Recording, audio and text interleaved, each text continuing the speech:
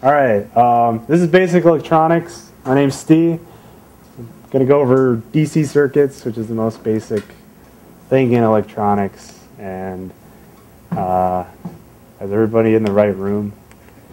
So, everyone here for this? Okay. You don't have to be. I'm just being stupid. So a lot of people have been bugging me to make a class like this because this hacker's really geared towards people downstairs. They don't have too many electronics things, so we're trying to boost that up. So here's one attempt at that. So we're going to talk about electricity first, just to get you familiarized with some of these terms. Electricity is the act of moving particles, namely electrons, from one place to another place. So I want to do that, but anyway, they're called, these particles are called electrons, and one electron charge, we call it Q, is equal to this many C, with C is coulombs. Named after some dude who had something to do with electricity. So this is the charge of an electron. So we have something else called the potential difference. And the potential difference is the potential energy required to move one coulomb, actually. So so potential difference is potential energy per charge. And the more common name for this is voltage. So, and voltage measured in joules over coulombs. Is spell this right? Yeah. So, potential energy in joules, obviously, and I just told you charge is in coulombs, so potential difference is measured in voltage. Does that make sense? Yes? Okay. So, what we call current, electric current, call that I, is the amount of charge flowing in a certain amount of time. And we use the unit amperes, or amps, for short. And that is coulombs, the unit, coulombs per second. So current is the flow of charge per unit time, and voltage is the amount of energy required to move the charge. So a lot of people like to parallel this with like water systems and water pipes. So like the voltage is the pressure required to move water through some pipe. And so the water flow is like your current, and the water pressure is like your voltage. So you could think of it like that. I don't know anything about water stuff, so I don't deal with that. So, but if it helps you, that's one way to do that. Think about that. So we have something to deal with. We want to restrict the flow of current, and we do that through resistance. Resistance is the opposition to current, and heat is usually generated. And we usually, when we say have R, we call this the resistance. And we measure it in ohms. Again, named after, ampere is named after something, volt is named after somebody, cool, everything is named after somebody. Actually, I'll get into this later, another weird naming thing, but so resistance is measured in ohms, and the inverse of resistance is, so resistance is how much of the current is restricted, but the inverse of that is how much is allowed to flow. It's called conduction. So 1 over R is G, and G they call conductance. And so conductance used to be measured in, they flipped this symbol and they called it Mohs. Ohm backward. But now it's more commonly called Siemens, named after someone again. So it just took them a while to name this one. That's some of the basics. Let's see, we're gonna talk about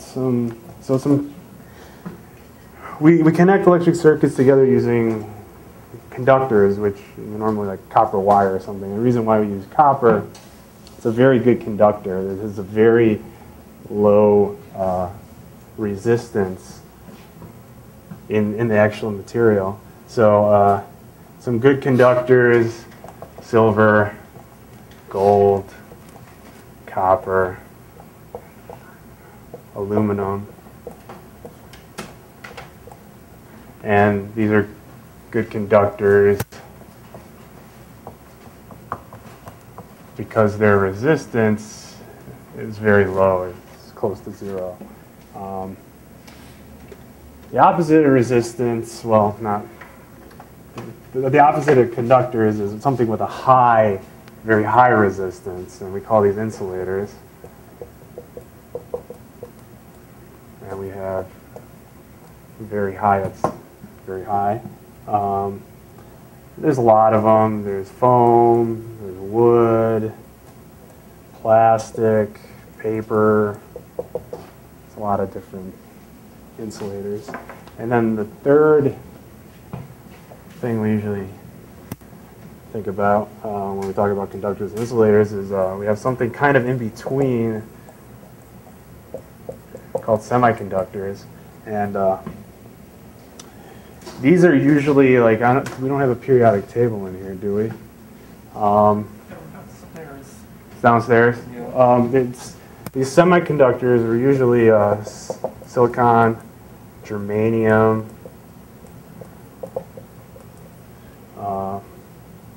carbon.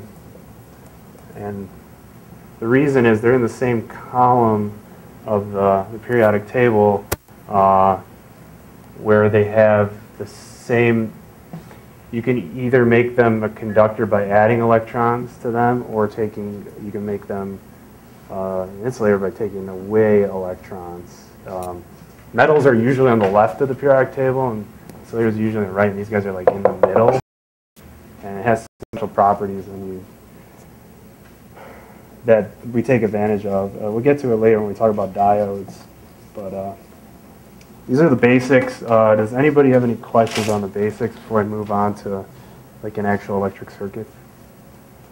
No? Is everything clear so far? Okay. Good. Mind if I erase some stuff? No talking. No, I'm kidding. If you have a question, let me know.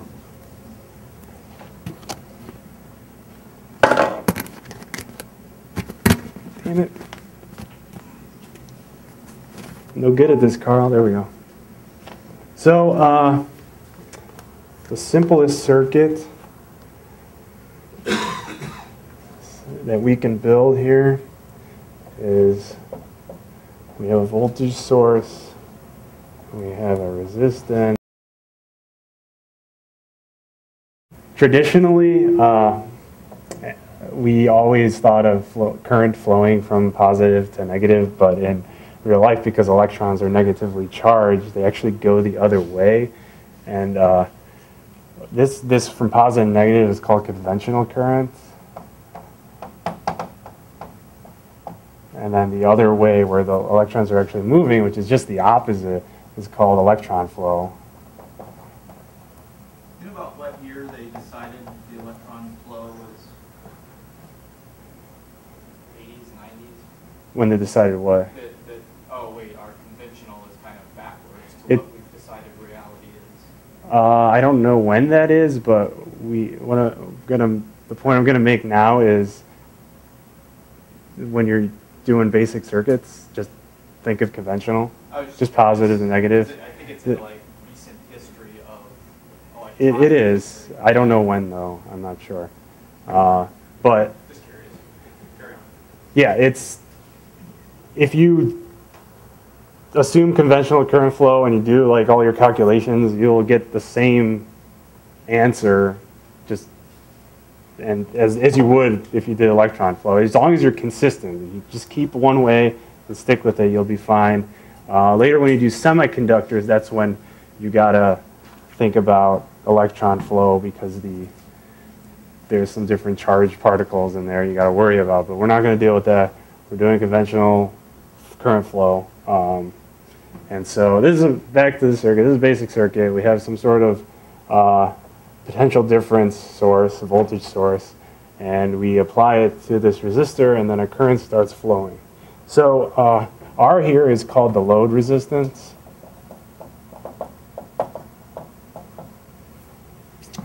And when this load resistance is low, it's effectively like would be a wire. This is called a short circuit. And then when the load resistance is very high, we call that an open circuit. And that's when you have nothing here that's not connected. So when there's a short, a lot of current flows. When there's an open, no current can flow because there's no path for it to flow. And then anything in between is, a certain amount of current will flow depending on the resistance. And I'll get into that in a bit.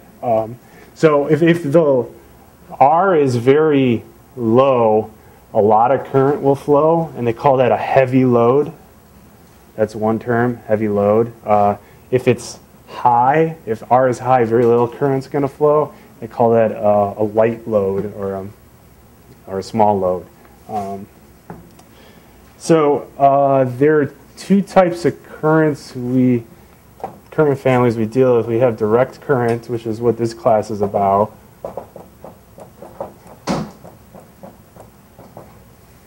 And this is a constant voltage over time.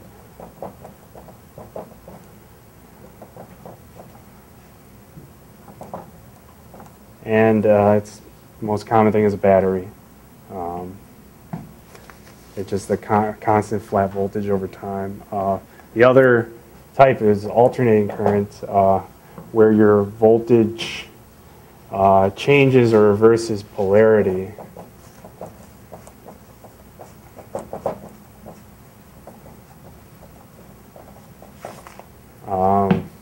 Example of that is what comes out of here. Out of there is a sine wave, so it changes its polarity back and forth. It's called alternating current. We will talk about that maybe in a future class, but this whole class is going to be about DC circuits. Any questions so far? No?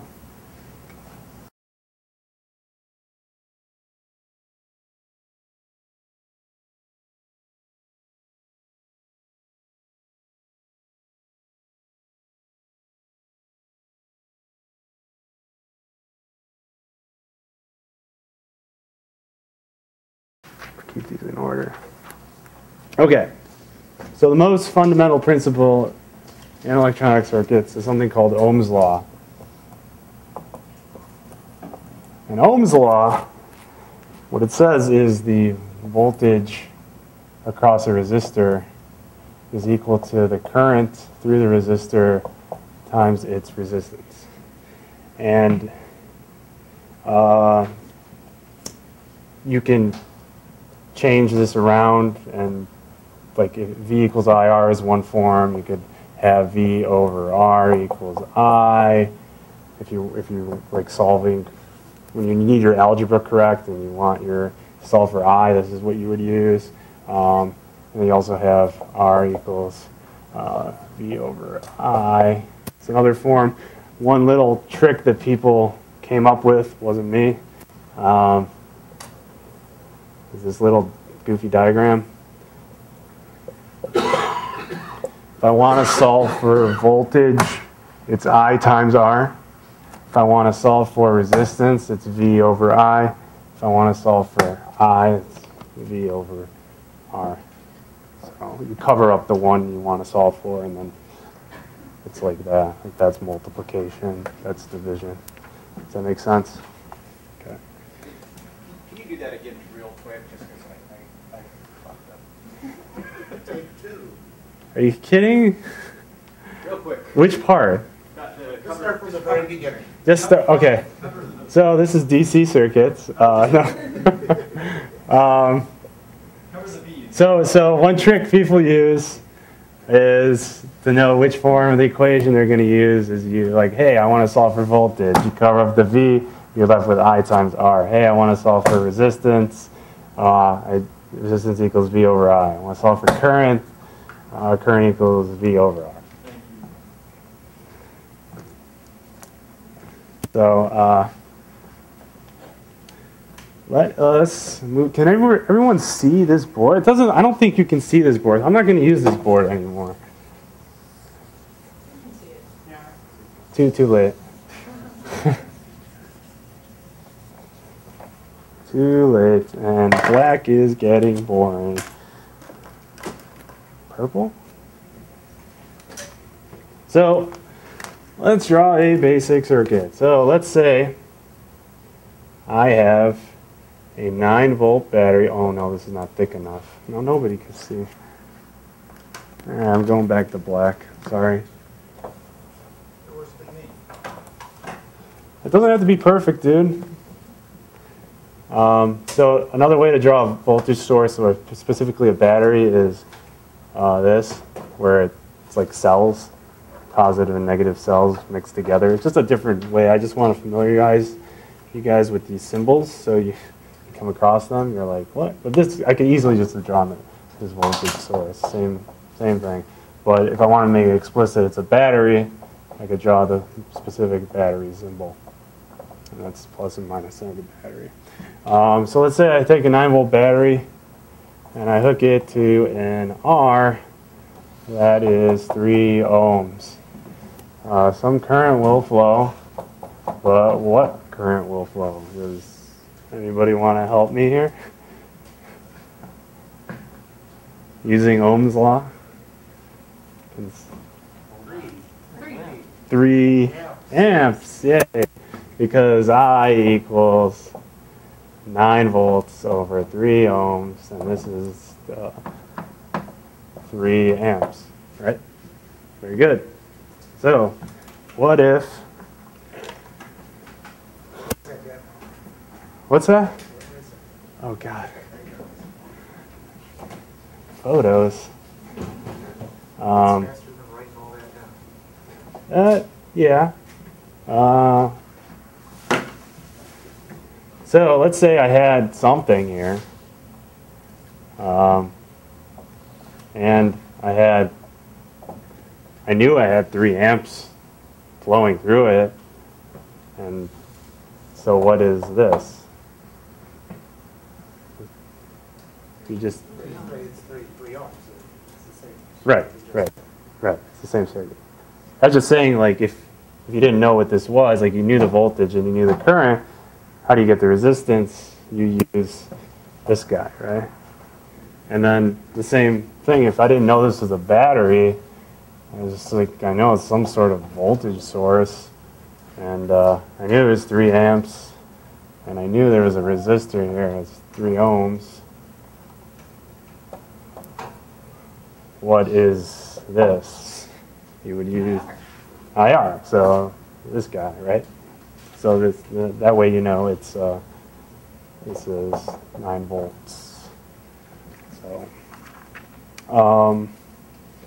So the real beauty of Ohm's law, you can't really tell from this stuff. I'm going to erase this, but the thing is, it's a linear relationship. The current is proportional to the voltage based on the resistance, and what that means is this is a IV curve. This is a current voltage relationship curve I'm going to draw. So on this axis you have voltage, this axis you have current, and I'm going to use colors now. So it's easier, I guess. So if I had a resistor of 1 ohm, right, it would be this line here, where if I had 1 volt, I'd get 1 amp, right? Does that make sense? If I had like a resistor that's like equal to 2, right? If I have 1 volt, I'll have half an amp. So the higher the resistance goes, the less current there is. If I had an open circuit, which is, am I doing this right? Yeah, if I had an open circuit, I drew this backwards, I think.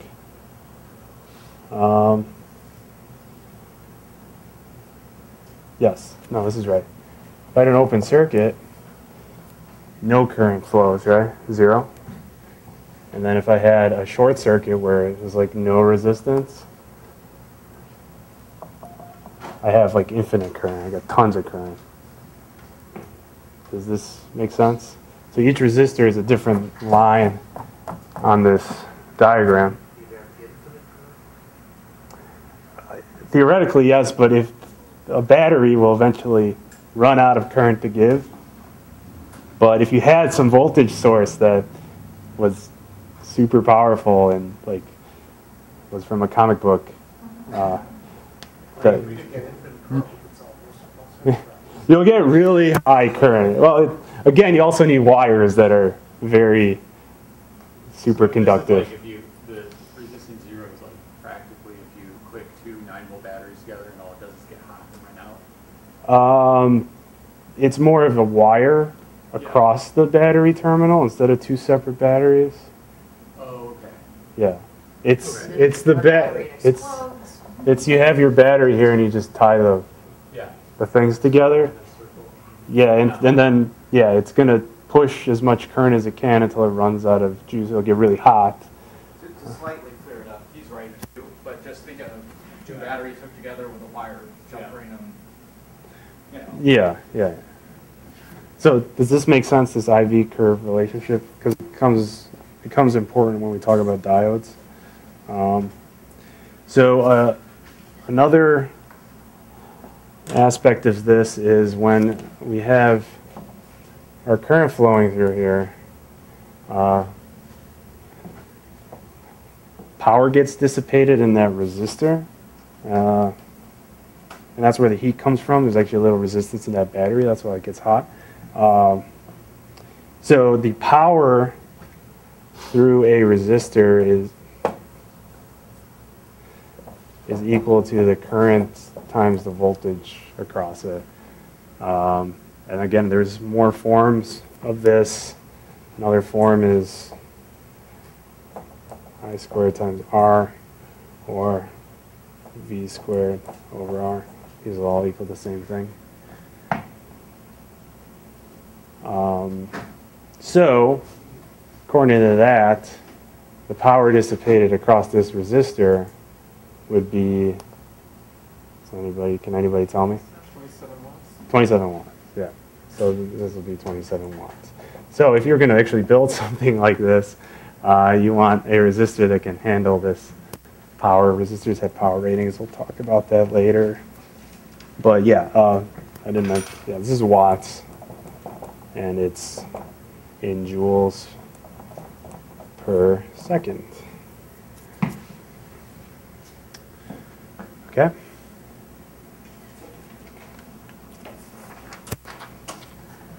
All right. Moving on. Sweet. Moving on, we're going to talk about series circuits with multiple resistors. So I'm going to draw a somewhat simple series circuit. So this is called a series circuit because these resistors are connected in series. And I don't know how else to explain that, but they're one after another. They're not branching out. They're just in one loop here. So voltage, I have one resistor, I have two resistors, a third resistor. And then there is some current flowing here. Call it I.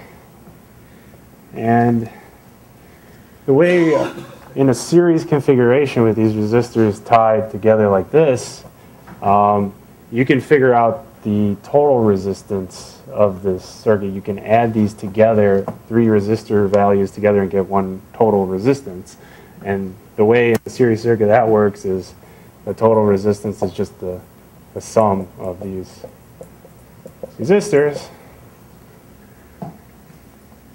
And you can, I guess, then build an equivalent circuit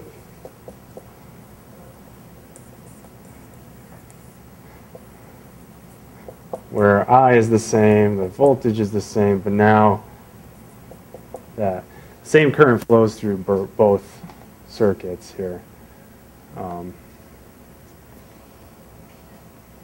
So each of these resistors, back to this circuit, each of these resistors has a voltage drop across it. And you can calculate that drop using Ohm's law. That's one of the purposes of it. And we had V, voltage drop across a resistor, equals current times resistance. So if I know this current, I just multiply that by the resistance, and I will get the voltage drop. Do we want to plug in values to this, or does this make sense? You want to plug in some values? All right, let's do that. Let's make this guy 12. Let's make this guy, I don't know, 3, 2, 5.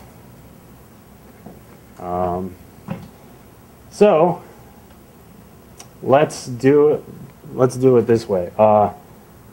Let's try to go to this circuit, and we'll solve for the current. So what is the total resistance here? 10 ohms. I wasn't planning on making it 10, but it's worked out that way. So now I have, in this circuit, I have 12, I have 10 here. I can solve for I now, right? So what's I going to be? 1.2 amps. So now I know I could go here and I could find the voltage drop across each resistor. So voltage drop across this guy is going to be, let's call this V1, is I times R1. So we know 1.2 times 3, it's going to be 3.6 volts.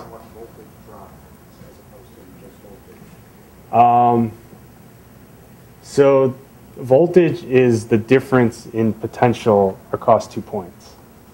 It's the potential difference. So the difference in potential between here and here is what this number is. Yeah, doing the example kind of screwed up my explanation, but it's okay, because I explained that like next. But yeah, so that's the drop across this resistor. So you could do the same thing here. You'll get 1.2 times 2. This will be 2.4. So let's do this. This was 3.6 volts. Drop across this guy was 2.4, and the drop across this guy, was 5 times 1.2, which is 6 volts. So if you notice, these voltages add up to the source voltage. This comes to the point, there's this law called Kirchhoff's voltage law.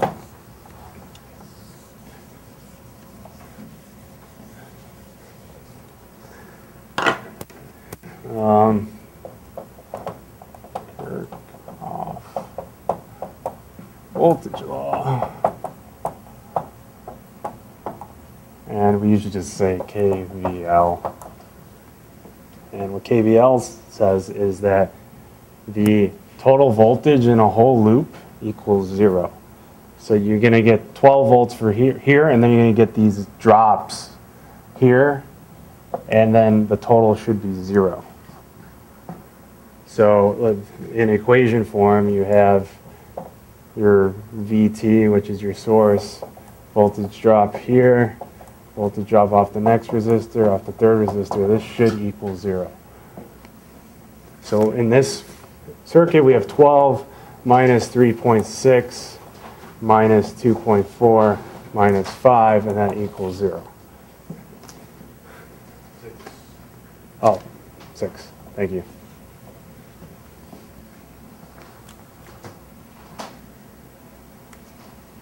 Does that make sense? How come for the one underneath, when you have 10, resistor 10, is that the same? Is there 12? Yeah, because you have 12 minus 1.2 times 10 is 12, and you're going to get 0.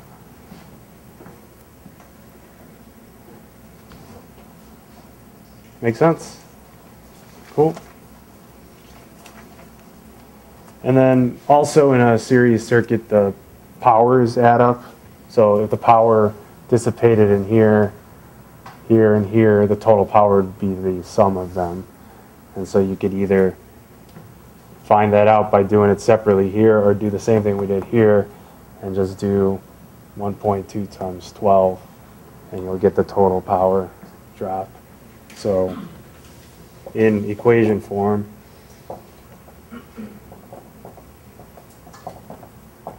the total power of this series circuit is the power dissipated in the first resistor, second resistor, and third resistor added together. Yep. So in Kirchhoff's law, it always has to equal 0. So if you have a loop, one current loop, a single current loop, the voltage, so you have, when you have a voltage source, you get like a positive voltage. That's what the plus 12 is coming from, right?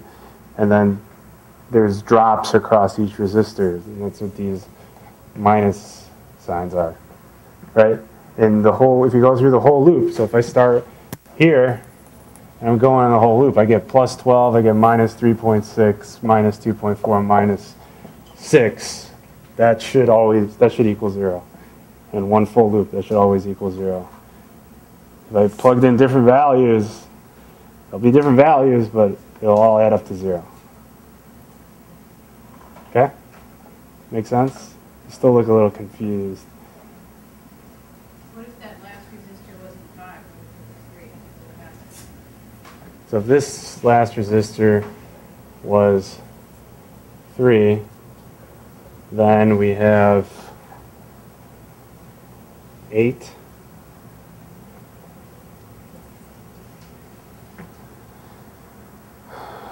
One 0.5 amps.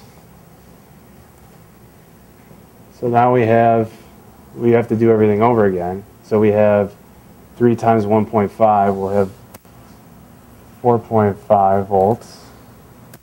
Then we'll have 3 volts. And then we'll have 4.5 volts. So that's 9 plus 3, that's 12.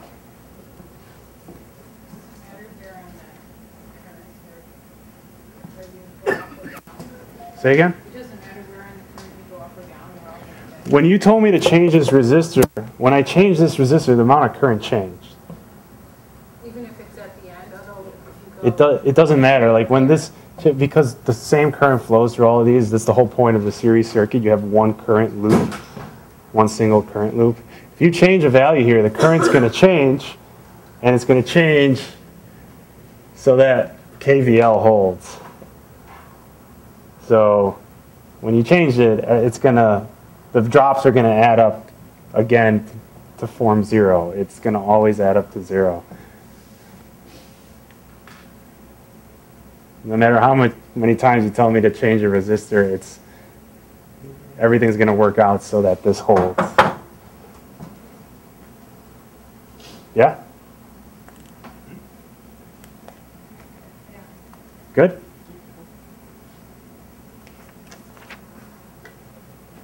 Should I move on? This, you want me to keep this or erase this? I'm erasing this.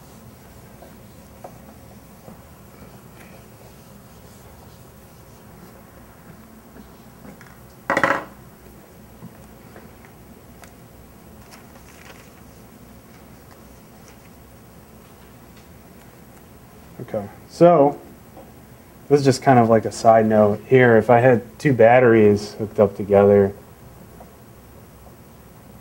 like this, which is commonly done in your electronics,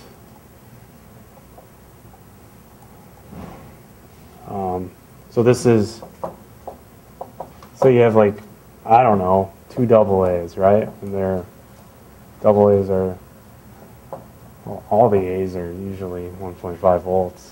If you had it hooked up like this is called series aiding voltages.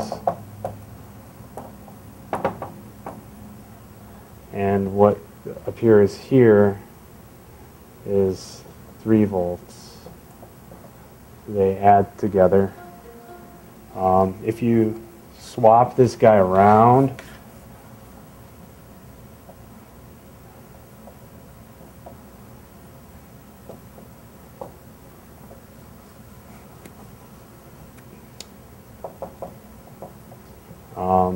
which is kind of what you were saying earlier, I think. This would be 0 volts.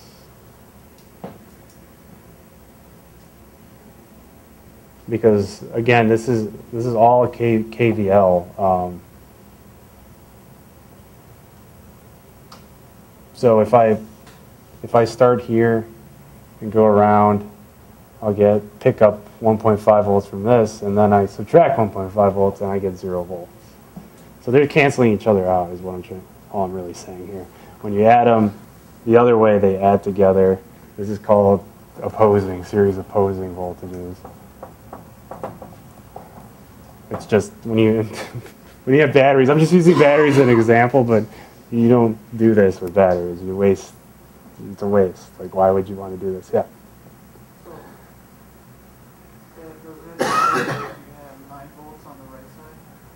If you had 9 here, then can you tell me what this would be?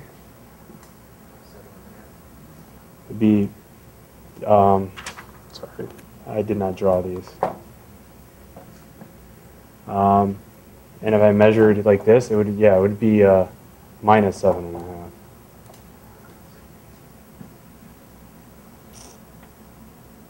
Does that make sense?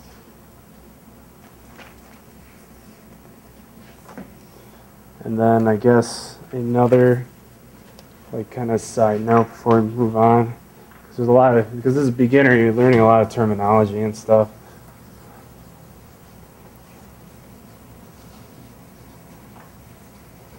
Let's see. Nice. Want to introduce a concept called ground. So these are just different ways of drawing the ground symbol. So ground is a common return path, and we use it to just simplify how we think about circuits and analyze them.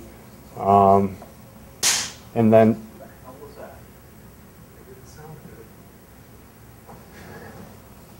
Where did that come from? It sounded like it came from here. It sounded like it was from somewhere. yo. Okay. Well, Common return path is usually positive, because it's going from negative to positive. yeah, but we're talking about conventional current, right? We're not doing electron flow, Oh, okay. right? Okay. So we usually put this on the negative terminal of voltage sources, is usually where our ground is. So if I drew like this first circuit again with a ground point, here let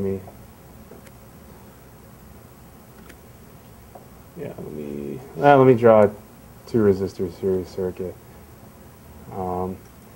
So when you measure a voltage, you need 2 points, right? Because the voltage is the difference between the difference in potential energy between 2 points. And so when we have ground, this is a common point that we measure to. So if I measured, if I had like a measuring device, which we'll talk about later, is I could put my negative lead here, and if I put my positive lead here, I'm measuring this voltage, right? But then if I move it here, then I'm measuring this voltage. It's just a common path, a common point that's used throughout the circuit, and we usually, most of the times, we put it at the negative terminal of our power supply. It's kind of a goofy concept to grasp at first, and it's like, well, what's the point of this? It's like, why can't you just, who cares, right? But usually we want, when we're dealing with voltages and stuff, we usually think about it always with the second point of, because there's two, you measure between 2 points, the second point is at ground.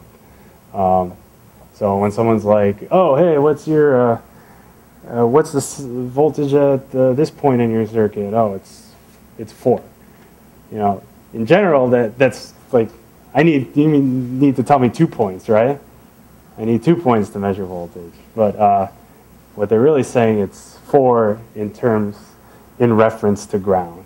Ground is that other point. And that we also use ground. This is called a chassis ground. Usually, if you have a big metal box in your circuit, you at some point tie your signal ground to the chassis ground. It's drawn differently. Sometimes it doesn't even matter. Whoever drew the circuit might just draw all their grounds like this. It doesn't matter. It gets complicated when you have multiple things like that. Like you have an earth ground when you're dealing with power systems for the power company. For now, just think of it as a common point for when you're measuring voltages and stuff and keeping track of that kind of thing. We're going to need it when we go into the SPICE simulations, because if you try to run a circuit without ground, it's like, I don't know what to do, because it does all its calculations in reference to ground. Sorry. Okay.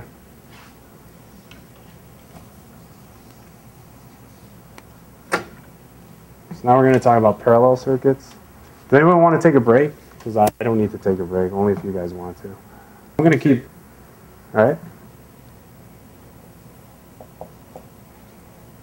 So we have series circuits, but then we also have parallel circuits. And the thing about parallel circuits is you have resistors in parallel. You have them in these parallel branches. I could put more if I want, but I'm just going to stick with 2 because it simplifies it.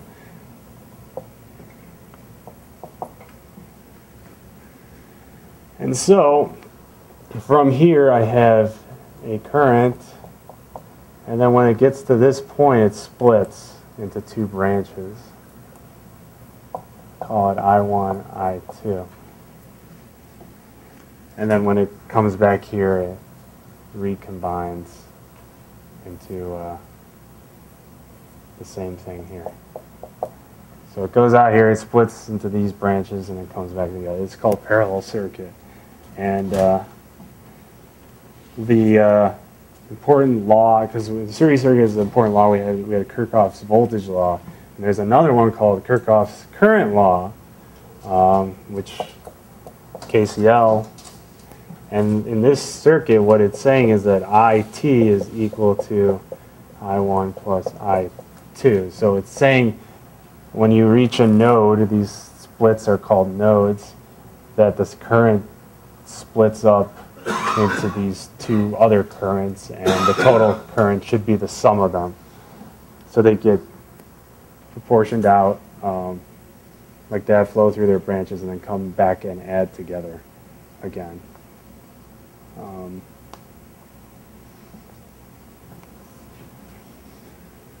And then one thing to realize here is that if I measure the voltage across this resistor, it's the same as the voltage across this resistor because they're just the same point. This point is the same point as this. There's just a wire here. Same thing here. So if I'm measuring voltage here and the voltage here, they should be the same. So in a parallel circuit, the voltages across each branch are the same, but the currents are different. In a series circuit, it was the opposite. The current was the same through the whole series, but the voltages across each resistor were different. So that's the difference in that. So remember we did before with resistors, we added them and got like an equivalent circuit, just like one thing, and one thing we easily do Ohm's law to analyze the circuit. There's a similar thing with resistors in parallel, but it's a little goofier. So if I want the total voltage is equal to the total current times the equivalent resistance, and the equivalent resistance is when you're talking about parallel circuits, it's a little, I don't know how much I want to go into the math here.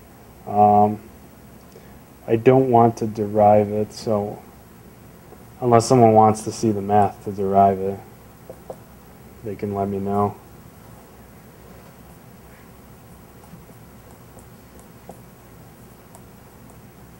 So the equivalent resistance of two resistors in parallel would be this. If you had a third branch and a fourth branch, you just keep adding these guys on. If you have more and more, but we're just doing two. And then there's a special case. It simplifies when you have two. It simplifies to something much nicer.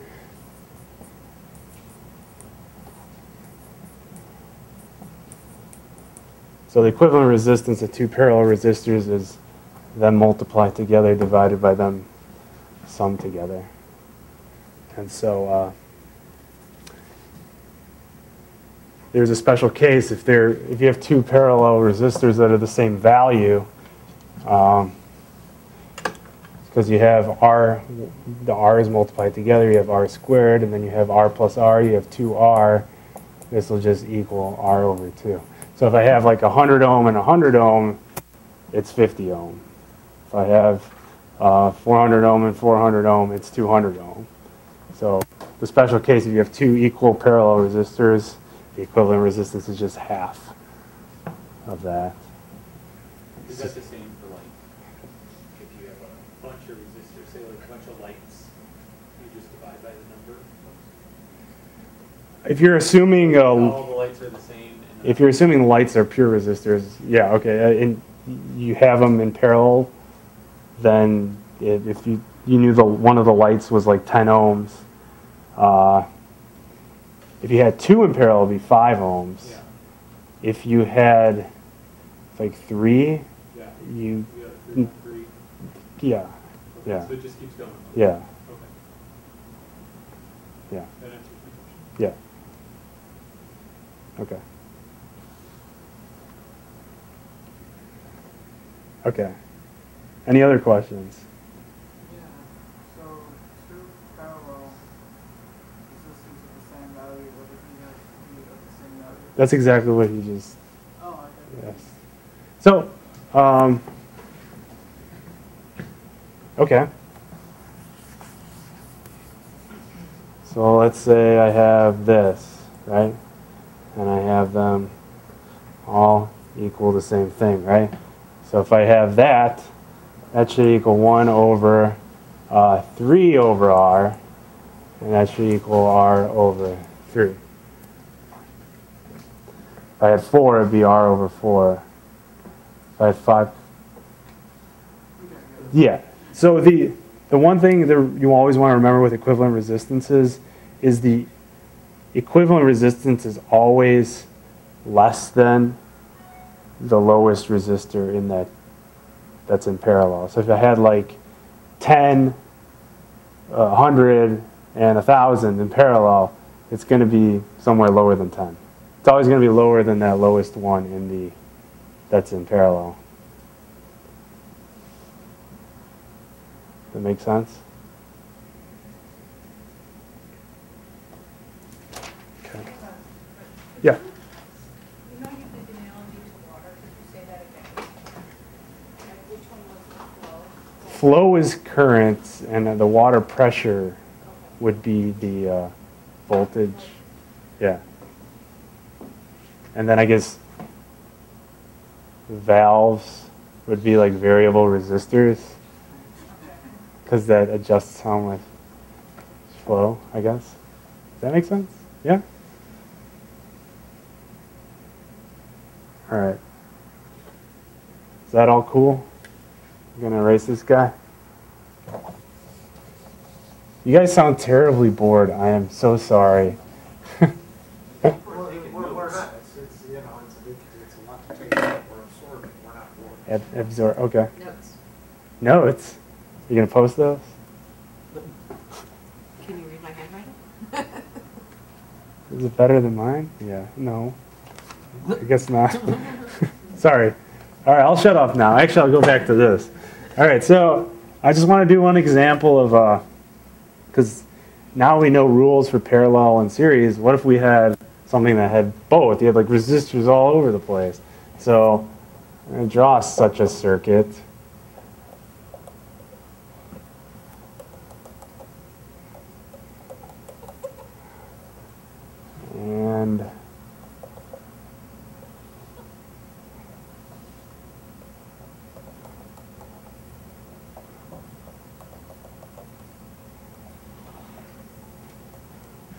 And I have 100 volts. I have 15, 4, 10, 12, 12, 30. Say I have this circuit and I want to know the total current. We could do what we did with that first series circuit, was where we reduced it down into just that one resistor, and then we just use a simple Ohm's law. So now we know everything about series and parallel. We could combine everything we learned. So what we want to start out with is all the way at this side, where we have two 12s in parallel. What I can replace this by a single resistor. What is that resistor going to be? 6.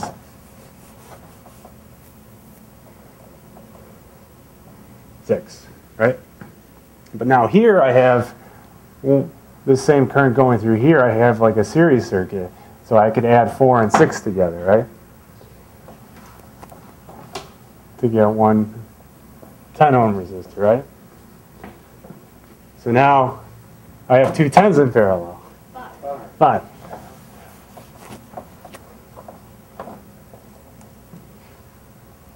And now I got just a series circuit. What's that? 50 ohms. And I'll redraw it again because my hand is getting too black from erasing. And I'm too lazy to walk over there. So we have 100 volts and we have 50 ohms. What is this guy?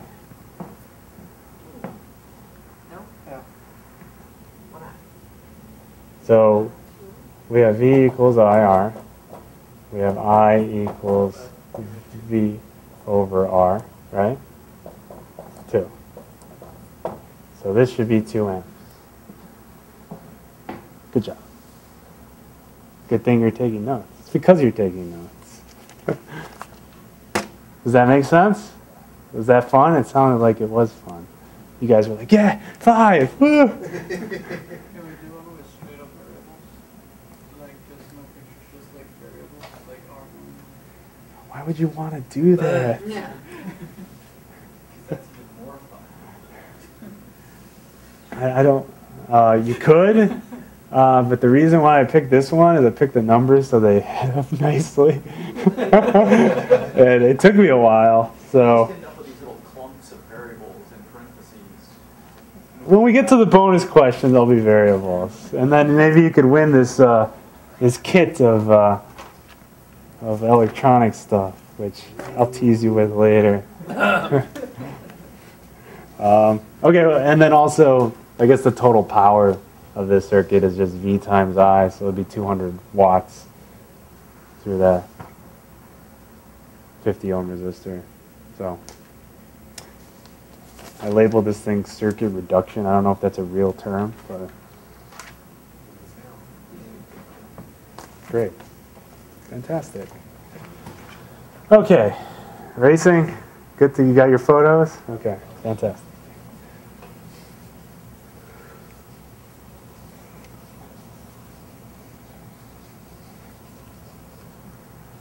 All right. All right, I'm going to talk about some voltage dividers now. Yay.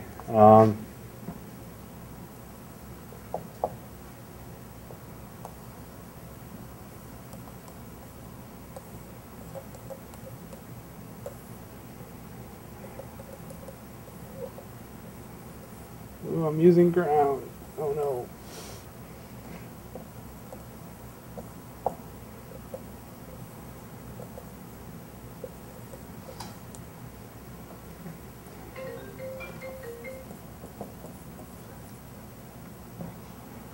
Okay, let's label these guys 50K, 30K. Okay, and K is kilo ohms. So 50K would be 50,000 ohms.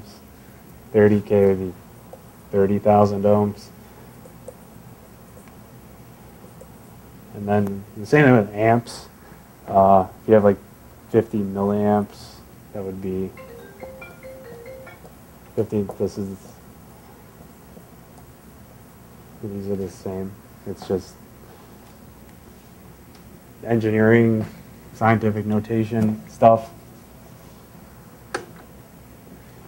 Okay, so there is an equation that can tell me the voltages with A respect to G and B respect to G, which is just ground. So I don't even know why I wrote this, but from at A to ground and B to ground, there's a simple equation. It's very useful because this type of circuit helps you get different voltages based on your source. You kind of like attenuate down your source to a certain amount that you want or need for some other part of your circuit, or going into a computer for some reason to measure something. But this is called a voltage divider circuit, where the voltage at the point that you want is equal to the total voltage times the resistance at that point. So let's divide it by the total resistance. So by at that point, what that means is this resistance, this total resistance. So let's do the example. Let's find out the voltage at A. So the voltage at A is equal to voltage T times RA over RT. So we have 200, and then what's this resistance here? This total, 50. And then what's the whole thing? 100. So this is just 200 times a half, which is 100 volts. So this will be, at this point, with respect to ground, will be 100 volts. You could do the same thing with B.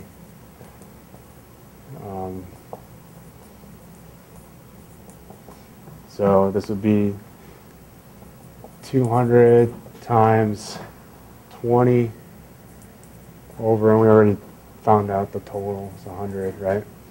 So this would be 200 times 1/5. 200 divided by 5 is 40 volts. Yeah? Does this make sense? This is a very nice formula for this type of stuff. It's used a lot. Just want to expose you to it.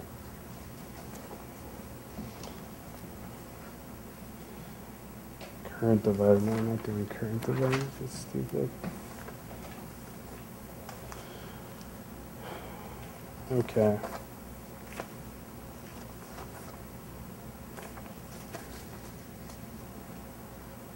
Any questions?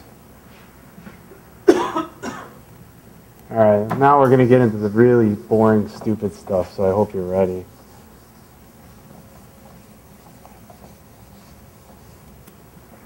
And I might not spend too much time on it, depending. So, we're going to get into some generic circuit analysis. Like, we were just doing some basic stuff, but these tools, I will show you, can be used on anything. So here is a circuit, and it's a little goofier than what we had before because we have like 2 voltage sources.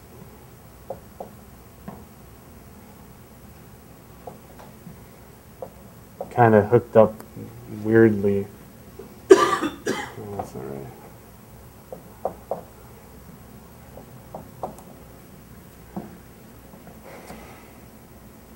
So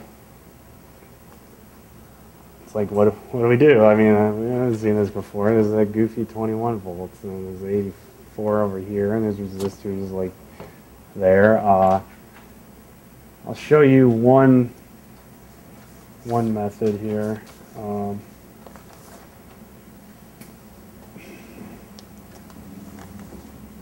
So we have these. We have our KVL, right? And we have 2 loops here, right?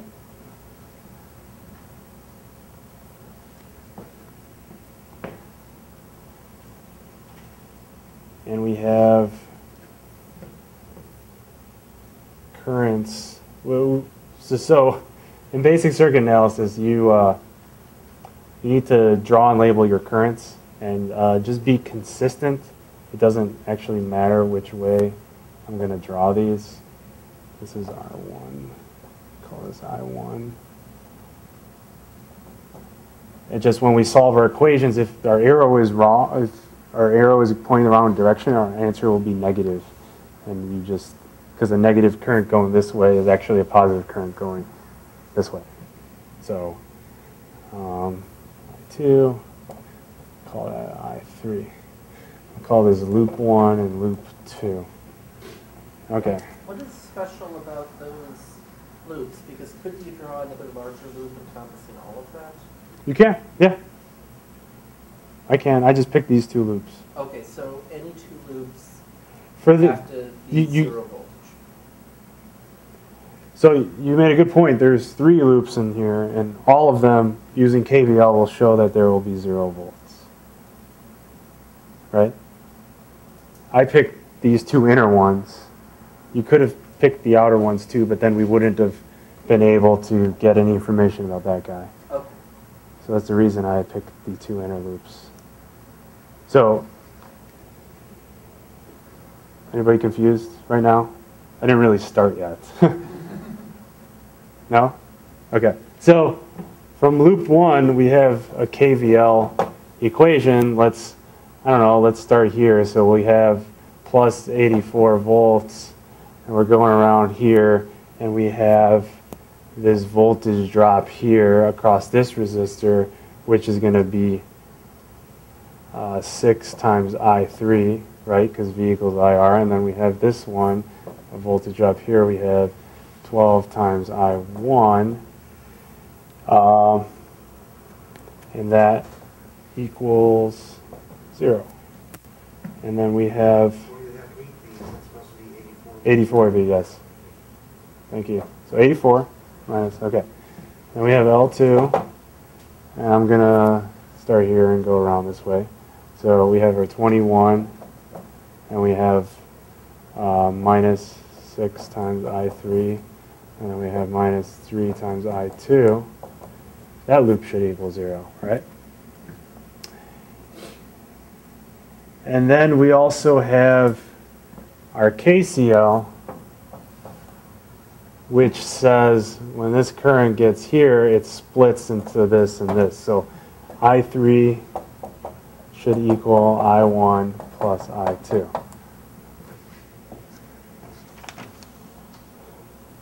So now I could plug this in wherever I see I3. So simplifying L1,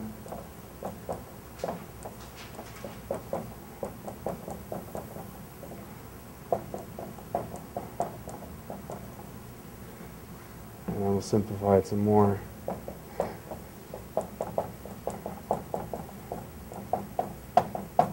And I'm going to stop simplifying it because I don't want to just do math this whole time. This will simplify down into 3I1 plus I2 equals 14. And if I do the same thing for, out of room.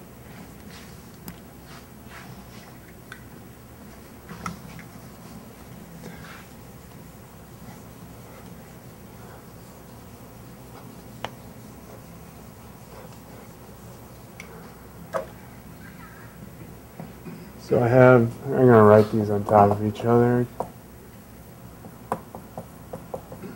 If I do the same thing for the L2, I simplify it down using algebra. So I get these two linear equations. I have two equations, I have two unknowns. I should be able to solve and get the answers. And again, this is not a math class. But do you want me to do that, or just want me to tell you the answers? You want me to do the math? Okay. So what I'm going to do is I'm going to use elimination. You guys remember that? Elimination substitution from Algebra 2. Algebra 1, Algebra 2. So I'm going to multiply this top guy by minus 3. So I'm going to minus 9, minus 3, and minus 42. And then I'm going to add these two equations together. So I'm going to get minus 7I1. These are going to eliminate. I did that on purpose. And then I'm going to get minus 35. So divide both sides by minus 7. I1 should be 5 amps. Right, and then you can just plug this back into one of the other equations. I guess I'll plug it into that guy. So 5 times 2 is 10 plus 3I2 equals 7. Did I do that right? I should have. Yes.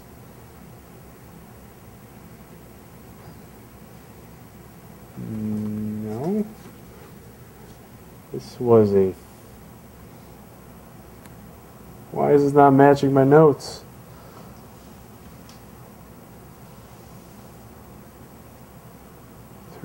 Oh. Minus 1. Oh. Okay. That's not making sense.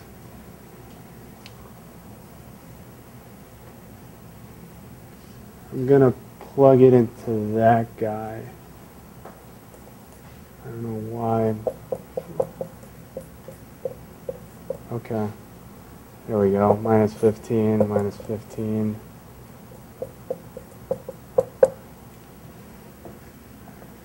Why was my math not working out there? All right. Oh, because I was doing my math wrong like an idiot. You get the same answer. You get minus 1 amp. I did a bad subtraction in my head. So I got 5 and minus 1. So that means that this minus 1 is the wrong direction. I really have 1 going that way. So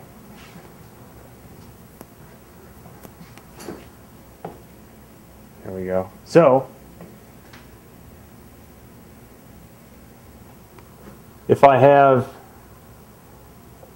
I know I have 5 amps here, right? And I have 1 amp here. What does this have to be?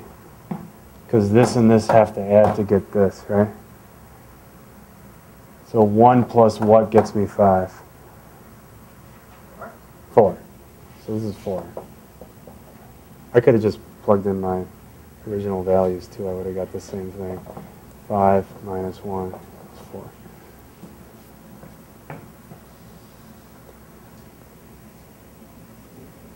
And so I got all my currents through each resistor. I could find voltages if I wanted to by using Ohm's law. And didn't that suck? That was horrible, right? Was? You liked that? I can't tell if you're joking. It takes time, but I like that a lot. Okay, because there's a lot of shortcuts. We did the straight up way. I even labeled it straight up. I erased up. So there are ways that are more simple, and I don't want to waste too much time. I'll show you my favorite way. I guess. Well, my favorite way is the computer, but I don't know how much. It's like programs so that you can plug all this in. Oh yeah, we're gonna get into that, and you'll get pissed at me for wasting all your time showing you this stuff. So What's the fastest way to do this one. See, there's different methods, and depending on how the circuit is structured, you choose a method. I would probably choose the mesh current method for this guy, which I could show you if you guys want to see it. Or we can move on to the other methods, the more advanced methods. Move on? All right, I got one for move on. Who else is move on? Who wants to do more of this kind of stuff?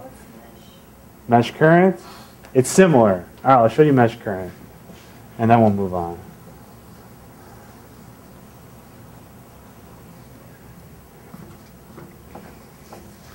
It's kind of similar.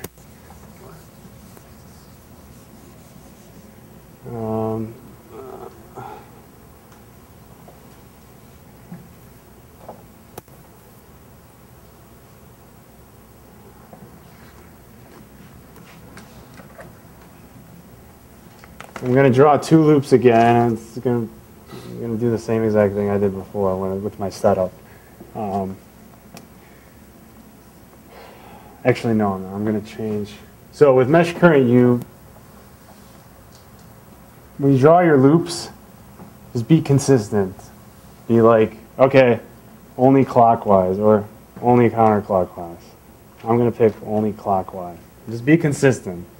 So from now on, all you guys are, whenever you do mesh current, you're going to do clockwise. So you never confuse yourself. So then I got to,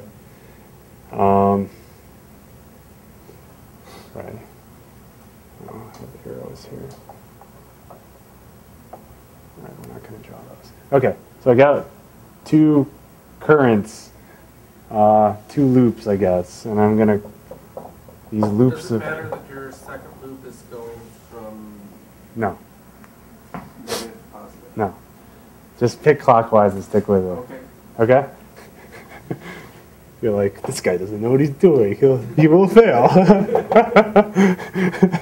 No, I'm just wondering why you were very clear before about positive to negative, current flows positive to negative, and now you're...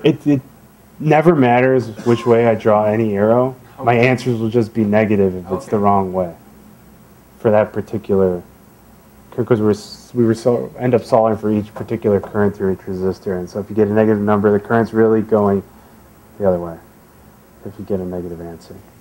Okay, so I have my loop A. So my loop A is going to be 84, and then I'm going to get minus 6 IA. But then this is why it's called mesh current. I have my current here, and I have these, and they're meshing. Okay, so I'm also going to, it's meshing the other way. So if I'm getting minus 6 times A here, I'm going to get plus 6 IB here. It's only where they mesh. So the only resistor that this loop is meshing with is this one. So then when I get to this one, it's minus 12 IA. So whenever you have a mesh, you got to handle both sides of the mesh. That's why they call it mesh. And then this is going to simplify down into this.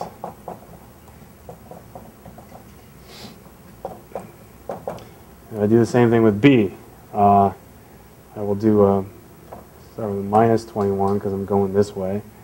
And then I have a minus 3 IB, and then a minus 6 IB, and then a plus 6 IA because of the mesh. And this will simplify down into this.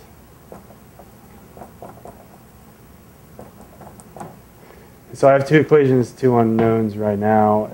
So the thing with the mesh current is it kind of simplified that step where I substituted in the KCL equation, where I had I3 equals I1 plus I2. Does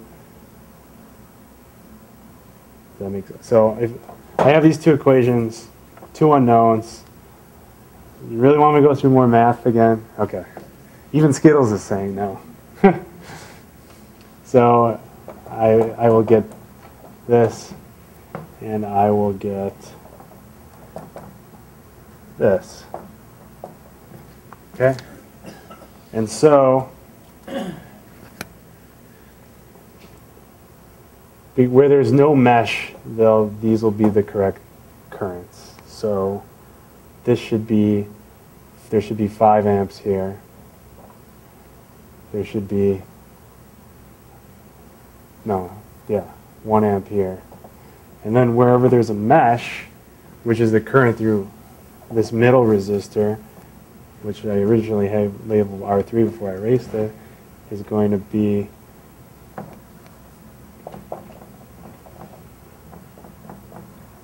because they're meshing and kind of canceling each other out to some extent. So it'll be 5 minus 1. So it'll be 4.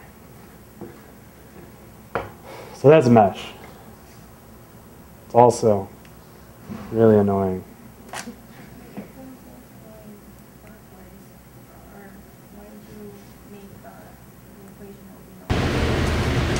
What's that?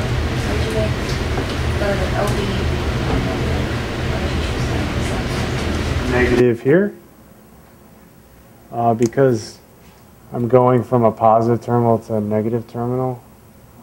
When I usually went from a negative terminal to a positive terminal.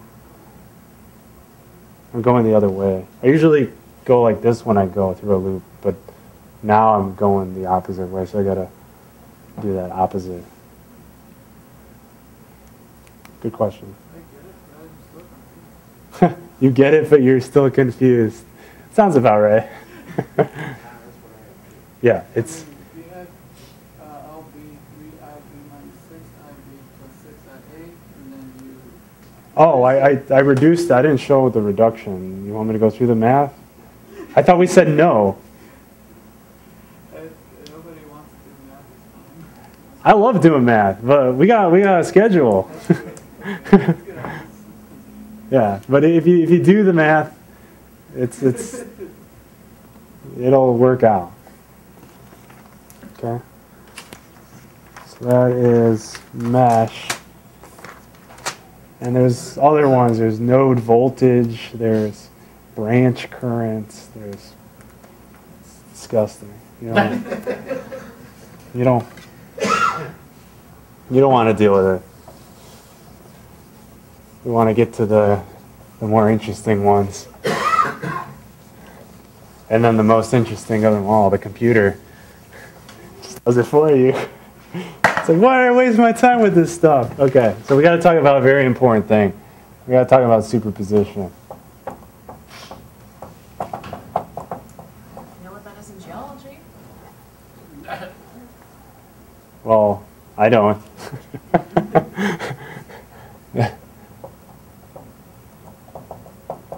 It's just a fancy term for linearity, and I'm going to use this abbreviation. Linear time invariant. All these circuits are linear time invariant, which means that they're linear, which I'm going to talk about. And time invariant means that if I apply that voltage to that circuit at like 2 p.m. and I apply it at like 8 p.m. it's to get the same results. Doesn't matter at what time I do it, I still get the same result. That's a time invariant. LTI, yes. Oh, that's an L again. There we go. Yeah, I did it. So basically, LTI system. What happens if I put some input in, I get some output out. So if I put this input in, I get an output.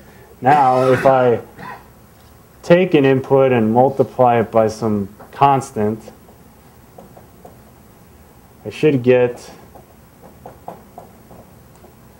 the same output I got before, except multiplied by that same constant. It's just the constant like passes through.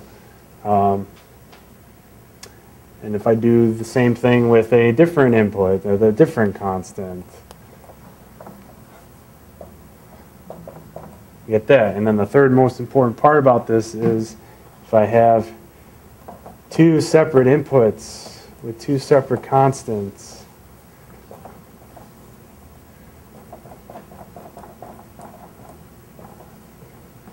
I get the outputs, or here I'll explain in words what this means. This means is that if I apply two inputs at the same time, they're equivalent to their two separate outputs. Like, so if I apply an input and get its output separately, it's the same as me applying them together.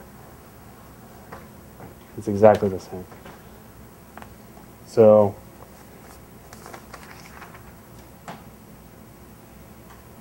what this means, and I don't know if I want to go through the whole analysis, but what this means is we had our initial circuit that goofy one with the resistor in the middle, and the two voltage sources. So our voltage sources are our inputs. And so what this is saying is if I disregarded this one, solved the circuit, and then went back and then disregarded this one, and if I solve the circuit, my answer to this one would be the sum of the two separate ones.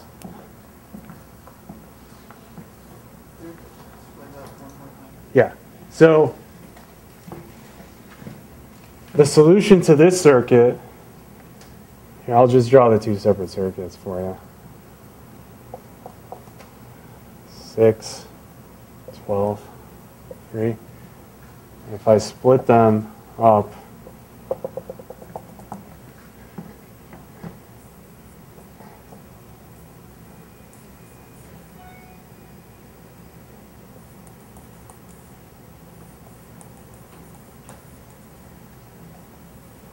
so for this one, I get rid of this one, I short it, I would get this circuit.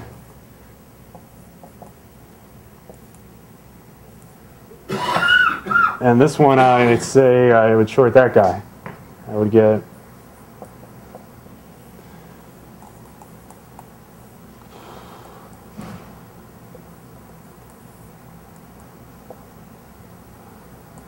we get 21. We get 3, 6, and 12.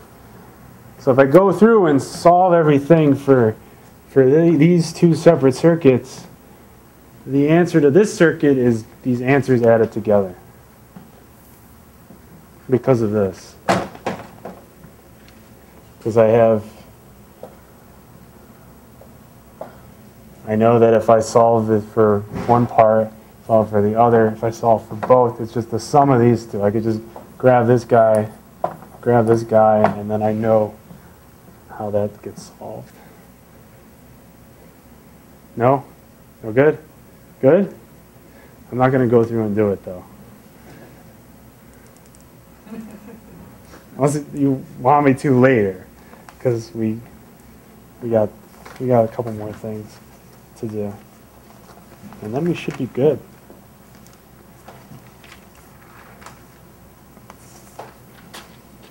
Okay.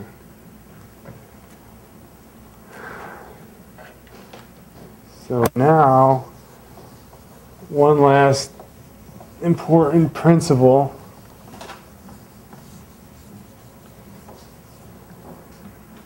And one of my favorite ways to simplify circuits is something called Thevenin's theorem.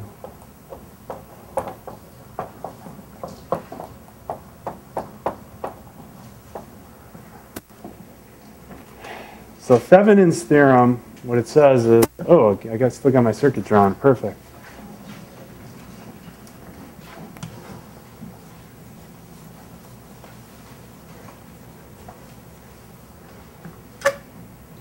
So I have a circuit, and I have 2 points in a circuit. I'm just going to pick these 2 points and label them A and B.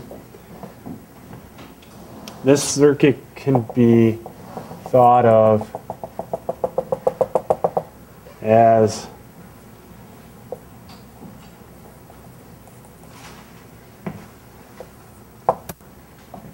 it's like a black box. I got A and B, and I got something, right? Now the something can be completely described as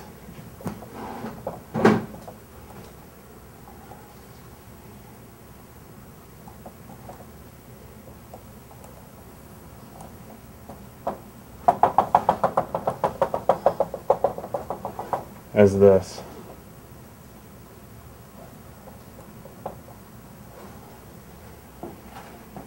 So what I guess I am saying is that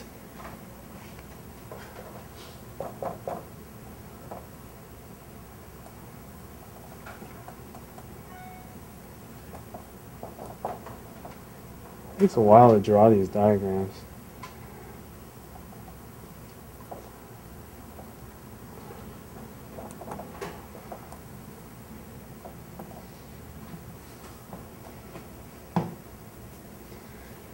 Is that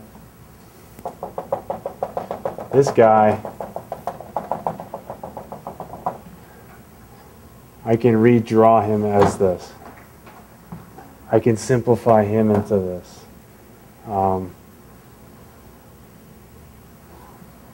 And then I could put a 6 ohm load across this later, and I'll have the same effect as if it was here, if it was here.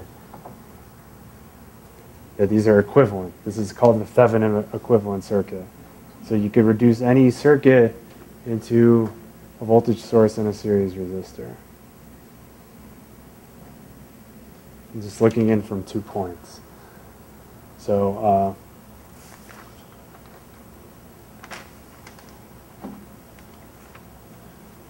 what you have to do, the way to do that, is you take your load out, and I was assuming that this 6 ohm was a load. So you take the load out, which I did, because normally here is the same point. So you have a 6 ohm load, you take it out, you find the voltage at these 2 points. So you do circuit analysis on this guy in the box, which I could do, but it would take a while. Do you want me to do it? Do you want to skip it?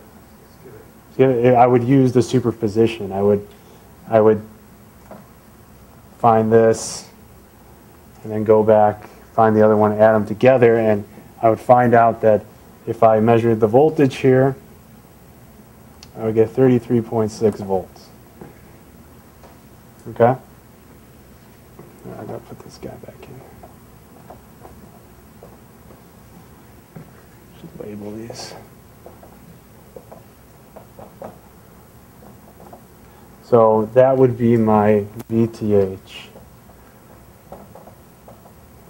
I'll show you this later in the simulator, that I'm not bullshitting you. When can we apply this theorem? This theorem? There's an example later with dealing with batteries. Okay. But I use it all the time to simplify things that I don't know about. Like if I have a computer pin, it's driving something, I don't know what's inside that computer, but I can measure it to find this and this, and I have a good idea of what's inside that computer circuit.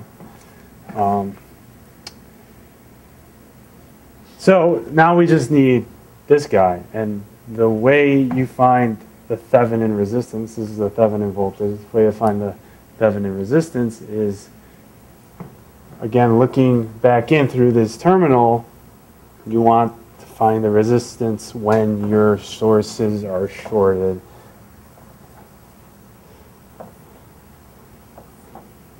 So this is just 12 in parallel with 3, right? So what's 12 in parallel with 3? It's not that simple, I'm sorry. So it's 12 times 3 over 12 plus 3, right? So this is 2.4. It's going to be 2.4. So when I get the computer, oh, that's ohms. When I get the computer up, I will show you that if I draw this circuit and simulate it, it would be the same as me doing that circuit. I'll get the same answer. I get the same thing at point A and B when I hook up my 6 ohm load.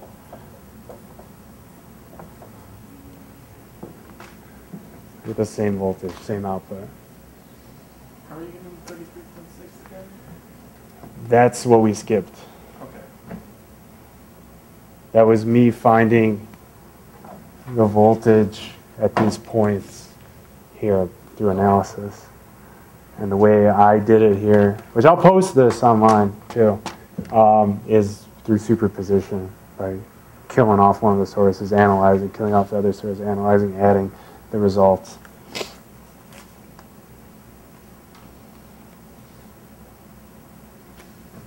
So, since this is just a simple voltage divider, you can,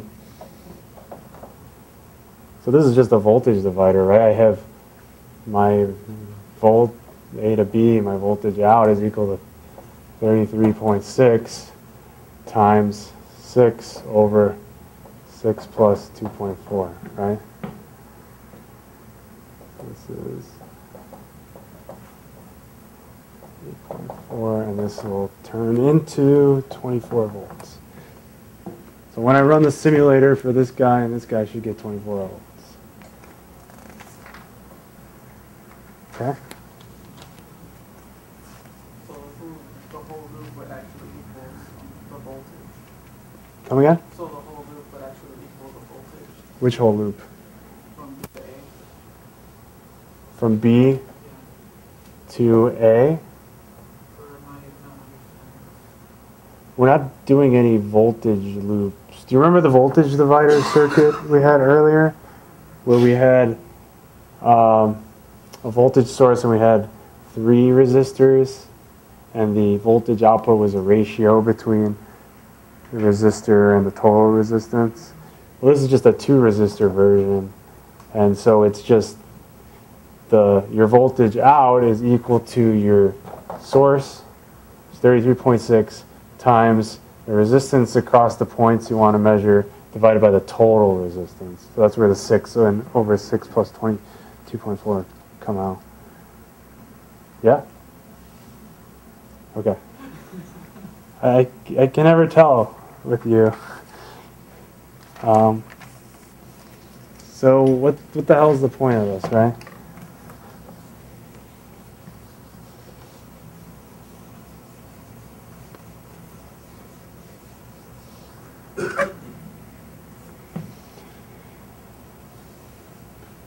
So I'm going to talk about real batteries. Like, so if I have a 9-volt battery, do I really always have 9 volts? No, because it's real life. So if I have a battery, like if this is my plus on my battery, like the physical connections here, and this is a 9-volt battery, right? I just have this, right? No, not really. What I really have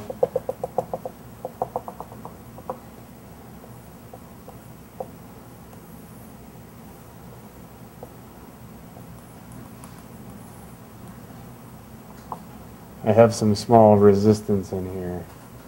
It's going to call lowercase r. So how do I know how much resistance is there? Well, I can go grab a 9-volt battery.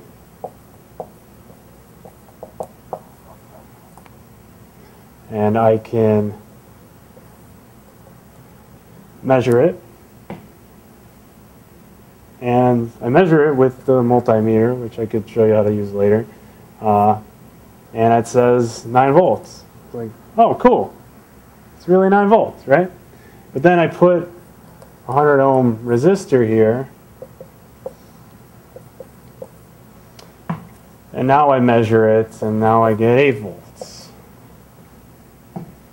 So what's the scoop? What's going on here?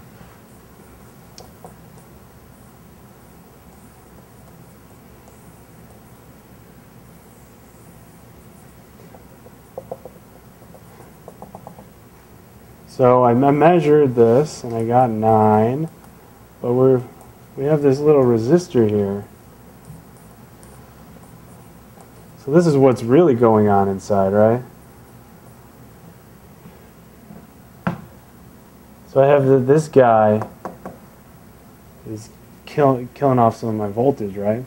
So again, this is another voltage divider circuit. So I could find, or I could use that equation, that voltage divider equation, which was my voltage is VT plus R, well not plus, times R over R plus RT, and use that here. So I have 8 volts is what I out, times 9 volts what I had in, times 100 over 100 plus R. Right? And so, do the math. 8R plus 800 equals 900. 8R equals 100. R equals 12.5. So the reason why I wasn't getting 9 volts when I hit this guy is because some of it's being dropped across this internal resistor. And this internal resistor is kind of like it's a model. It's like a representation of how weak your battery is. When your battery gets weaker, this guy is going up and it can't supply your full voltage out there. So that's not a real resistor. That's like taking the place of the fact that the battery drains. Yeah. And it also has always has some internal resistance. It could start off really low and get bigger. When it's higher temperature, it's bigger. It always depends on how heavy of a load you got. If you have a really heavy load, then it gets hot, and then it increases. And so, but that's the reason why you don't always get that 9 volt out of there. Does that make sense? So that's it's the Thevenin equivalent of the insides of a battery, right? Because we don't know what's inside the battery, but I'm representing it as a voltage source and a resistor. So that's one application of the Thevenin's theorem. Is that cool? Is that, because you were asking about what's the point of this? Yeah, I kind of related also to the cathode and anode, just kind of exchanging the Cathode and anode of what? an acid battery when you plug in, you put it in A car battery? Yeah. Okay. So I'm kind of trying to picture that in a car battery. Okay, I'm not too familiar with car batteries, but yeah, it seems like you got it. Okay. I'm trying to apply it. Okay. Okay, cool. So I got a little bit on diodes, and then we were going to talk about LT spice. Does anybody want to take a break?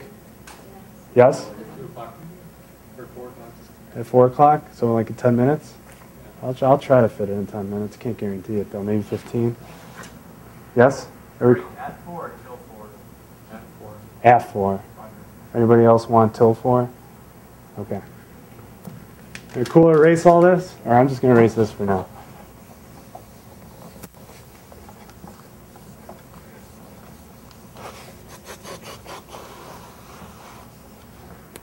You guys learning anything? Or am I just... Okay. Good, because this actually took a lot of time to make. So I want to make sure I didn't waste my time. Or Don't take the quiet as boredom. We're listening and it's sort of. okay. Cool. So a diode is your most basic form of a semiconductor. I talked about semiconductors briefly earlier on. So semiconductor means that under certain conditions it will act as a conductor, and under other conditions it will act as an insulator. It will not conduct or have a very high resistance. So one set of conditions will have very low resistance, one set of conditions will have very high resistance. And they're typically made from silicon. Most diodes are made from silicon. They used to have a lot of germanium ones. But nowadays they actually improved technology for this type of diode called a Schottky diode, which we won't go into, but they kind of eliminated these guys. We don't need them anymore. And then gallium and arsenic are materials used in light-emitting diodes, LEDs. So don't eat the LEDs, is what you were saying. What's that? So don't eat LEDs, is what you were saying. Yes. Arsenic in them. Except Yes. for the Adafruit edible LED project. There's a way of making LEDs that are edible out of Jello. Cool. Nice. Batteries are all sour though. The acid, yeah, the citric acid. Yeah. Okay, so the basic diode is really something called a PN junction. And what that means is you have, let's say, a piece of silicon, and you take your silicon and you kind of split it in half, and one side you put impurities in there, and I'll label it like this. The P side, you put P-type impurities in there, which means like anything with 3 valence electrons on your periodic table. So like, I don't know, aluminum is one I wrote down. So you could take your silicon and then you put a small amount of impurities, a small amount of aluminum in this side, and it becomes a P-type. And they call it P-type doped. It's doped with P-type materials. So when you add impurities, it's called doping. You're doping this side with P-type impurities, in this case aluminum. And then here you dope with N-type, and one N-type is phosphorus, something they use. So you have this silicon, but you got this mismatch, this slight mismatch. And what happens is when you apply a voltage potential difference here,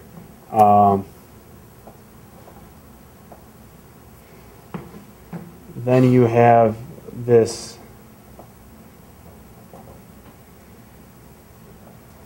kind of ionic effect here where these impurities kind of line up in a certain way, and then electrons are able to jump across this barrier. And this is called the depletion region.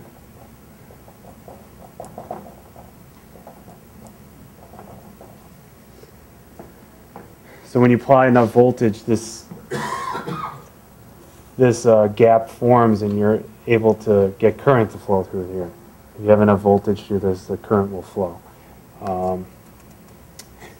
And there is an equation for the current in the diode, and it's super mathy. I'll just write it down. You don't really have to. There's just one thing I just want you to see about it.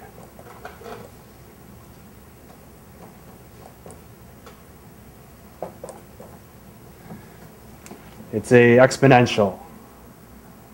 That's really all I want you to see about it. Like some of these terms, one is the the charge of an electron. There's a thermal voltage. It's really the worst class in college for this stuff. It's terrible. So that P and N, is that the same reason the transistors are NPN or Yeah. PNP? They're doped with those same materials or similar materials. What does a P and N mean? Positive, negative, or something else? It's doped with things that have more.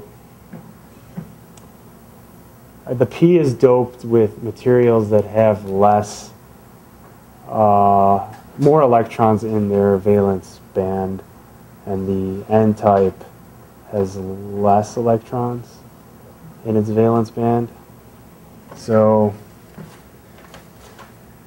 aluminum has more electrons, so when it loses its electrons, it becomes a positive ion, right? And then this will become a negative ion. It's this chemistry thing. I'm not too good at it, but it's related with that, with how many. It's on which side of the of that center column, that semiconductor column in the periodic table.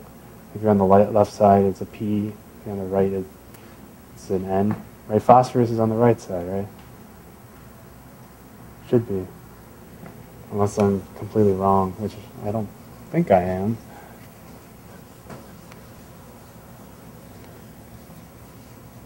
But it's what kind of dopants you put in there. That's what determines. So, remember that IV curve with resistors? Well, it's time to switch markers. That black was really nice.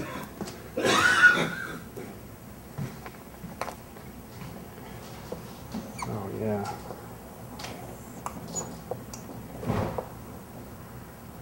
We have the same, so an ideal diode would be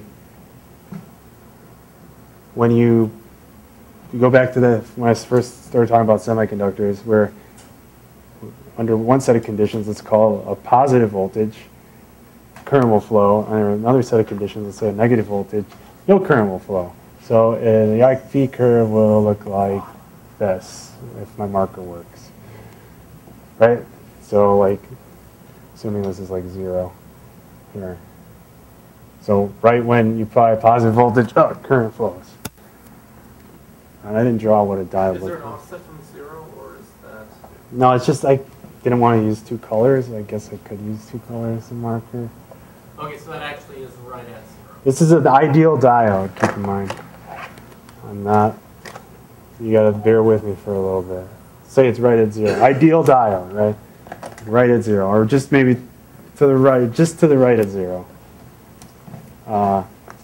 Ideal diode.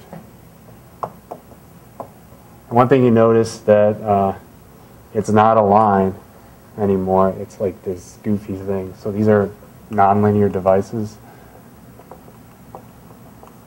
as opposed to there's resistors, which were just straight up different lines with different slopes. So diodes are nonlinear devices. It's the first important thing.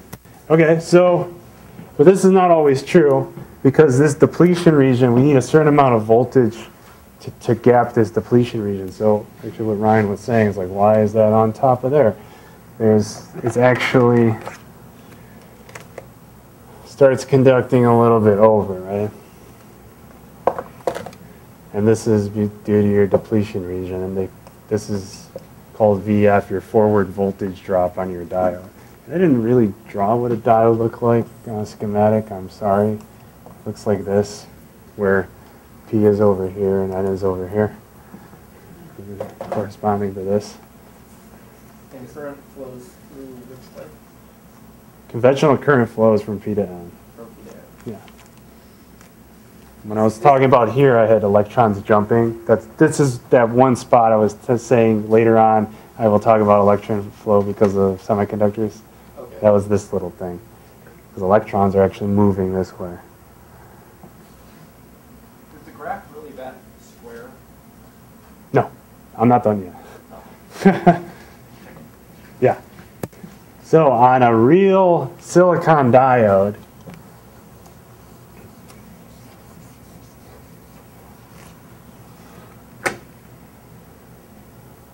I'm going to drive.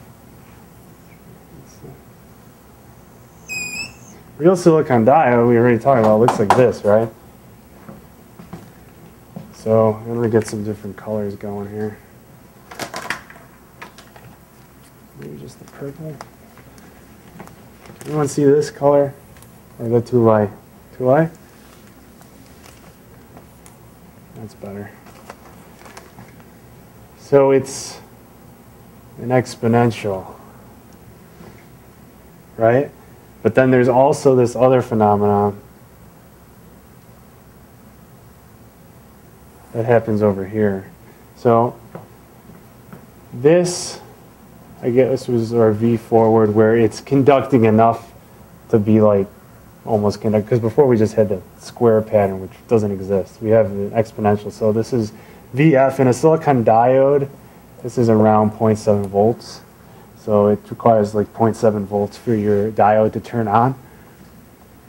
And there's this thing called breakdown, where if you apply enough negative voltage, then a negative current will completely flow through your diode in the other direction. And these are pretty high. Ooh, this marker is nice. Usually around like 50 volts. So during certain diodes will be a 200 volt breakdown. But usually for like small signal silicon diodes, your breakdown would be like minus 50 volts, and then it starts to break down. Like power diodes for like bridge rectifiers, Those- you're going to have much higher. Oh, they have way higher. They have like 200-ish, 300-ish. Yeah. So yeah, so like this region, to the left of this would be breakdown. From here to here, we have no conduction. And then from here on, we have conduction. Does that have damage to breakdown? Silicon diodes, no, but LEDs, I believe, do. Either way, you want to avoid breakdown whenever you can. There are certain diodes called Zener diodes which have a low breakdown on purpose to help you do crazy stuff with circuits. Or like voltage suppression, transient voltage suppression, like spikes, to direct spikes away. The breakdown voltage would be low enough to get rid of those spikes. It's a more advanced topic. But that's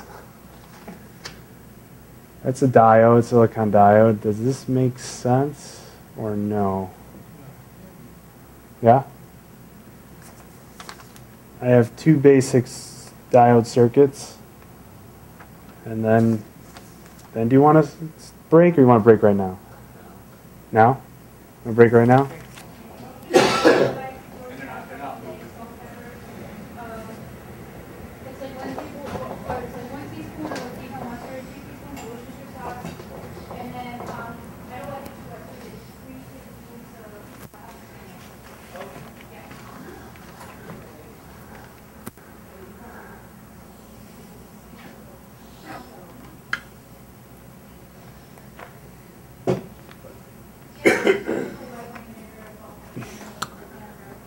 I could draw the bonus question. We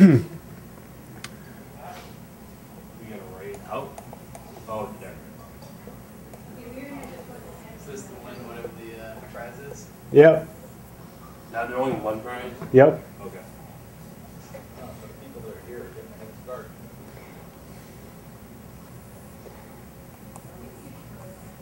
Oh man, I'm already lost.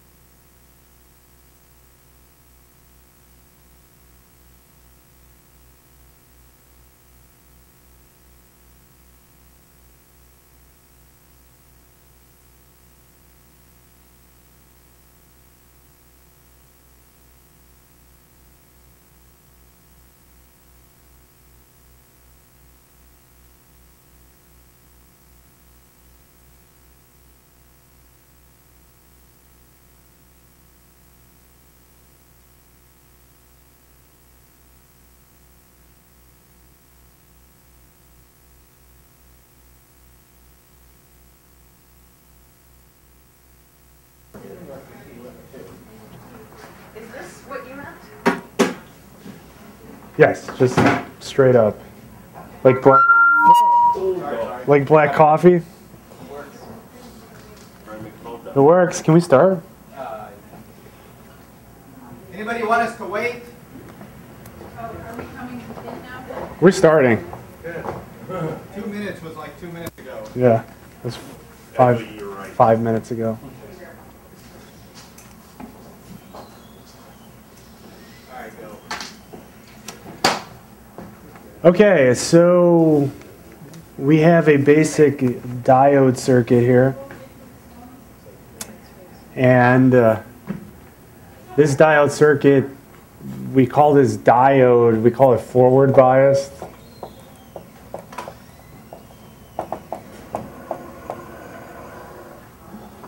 And that's because the diode is pointed in the direction of the current, and the current is going to flow. Just remember that there is a voltage drop here of 0.7 volts because this is a silicon diode.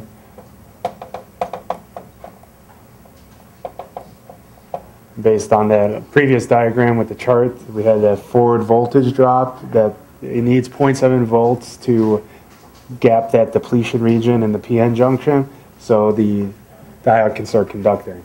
So I want to know how much current is flowing through this circuit.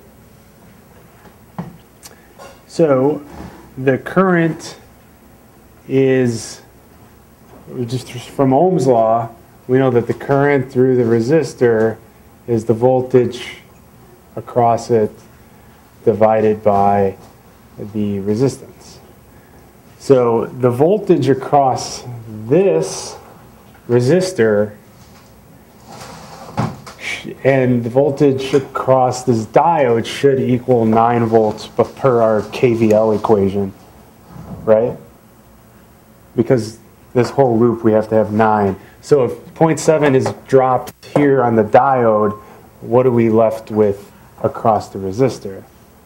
We have 8.3. Yeah, so we have 8.3. So this would be 8.3 divided by 100, and this should equal 0.083 amps, or more commonly called 83 milliamps. So this is a forward bias diode. So if I took the diode and switched it around, so it's this, like this, what is my current here? Well, there is no current because our diode is not conducting in this way. So our current is 0. And I guess another way to look at it, if there's no current flowing, then there's no voltage drop across the resistor, so you have 0 over R, and that's where your what was 100 ohms. This is where your 0 comes in. There's no current flowing because there's no voltage drop across the resistor because there's no current flowing. So there is no current flowing. This is called reverse bias.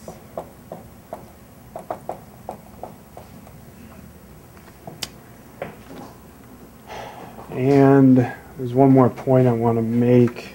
I shouldn't have erased this. There's one more thing about regular diodes.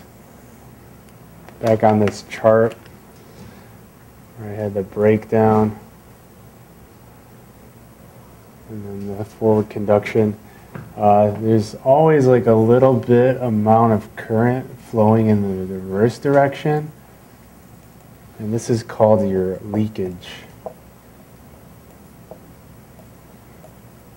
current. And diodes will have a spec for this in the data sheet. It'll say, oh, leakage current is at some voltage, it's like 20 nanoamps. It's a very small amount of current. They're just This way they're not perfect. This way they're not perfect. You know, nothing's perfect. So some diodes are more leaky than other diodes. Just depends if that leakiness is going to affect your circuit or not. That's when you choose certain diodes. So, and I guess the last thing is, because, here, let me put this diode back in. This will help us with LEDs. So this was just the diode straight up, but now that we have the resistor, when this starts to conduct this way, it doesn't just shoot up anymore. Now it forms that line because of the series resistor. So when this conduction happens, then you get that nice line, and then you're operating linearly over here in this portion. And this is going to help us in like 5 seconds when I talk about LEDs, because you don't want to burn out your LED, right? If we just forward biased it and put like 9 volts across it, and the current shot like way up, I mean, if you look at the diode specs, or the LED specs, it says, oh, you shouldn't put more than 20 milliamps through this guy, or something. And so that way, when it turns on, you limit the current, and this is called a current limiting resistor, which we're going to do right now. Can you label the axes on those real quick? Yeah.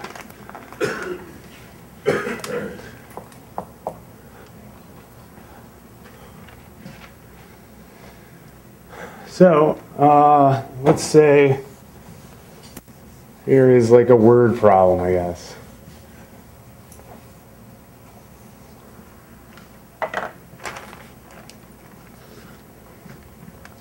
It doesn't matter where this is. So an LED is just a diode, and when you draw it, you draw arrows coming out of it. That's the light coming off of it. Does it matter what direction you draw those arrows? Yes, because it's a photodiode if light is going into it.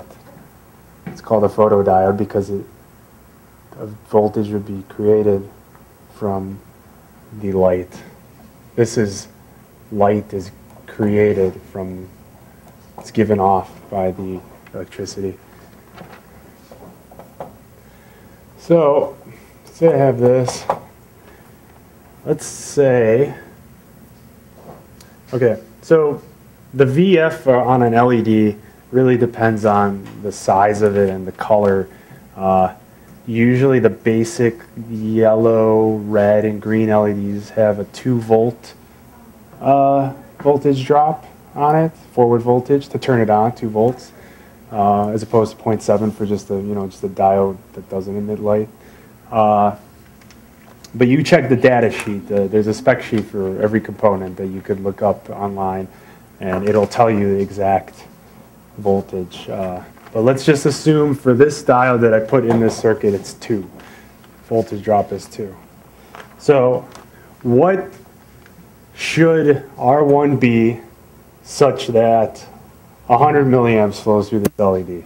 Let's say I want 100 milliamps to flow through this LED because it's going to create a nice glow for whatever my project is. Now, the 2 volts came from the spec sheet? Yes. Right? Okay. Yeah. Is that typical for most LEDs? Red, green, and amber usually. Or 2 volts? Usually, yeah. There's some green I saw that are 3. Yeah, it's usually red, green, and amber are 2, and then blue and white are like 3 because they're made out of different semiconductor material. Yeah, so I want 100 milliamps to flow through here. So I want this. What should I make R1 for that to happen? Does anyone want to try tackling this with me? No? Well, first of all, your voltage would be, you've got a voltage drop of 2, so that you're looking at, are you using that as the V, or are you using 7 as the V? For what? Walk me through this. For doing V equals IR, Okay. are you putting the V in that, is that 2, or is it 9, or is it 7? So this is the voltage drop across the resistor, right? So we want, there's 7 across the resistor, Okay. right? So 7 equals 100 milli times R. And then 7 divided by 100 milli is just 0.1, right? With R. So this is 70 ohms. So for that to happen, I want that to be 70 ohms. Yes? Okay, so this is an LED that I said that we're going to assume that its forward voltage is 2 volts.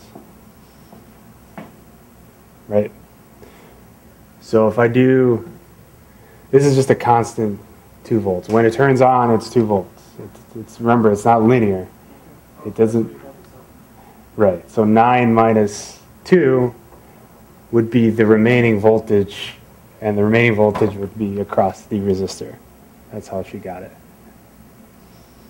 Does that make sense? Does everyone understand this?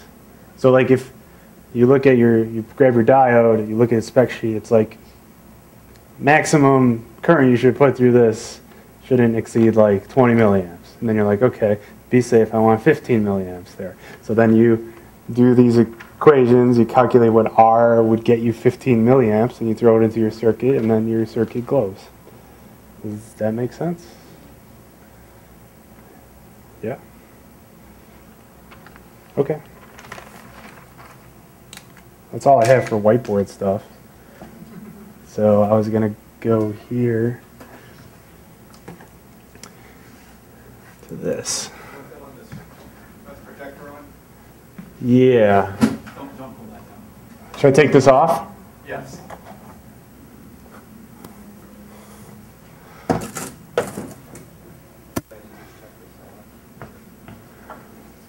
you have it up before?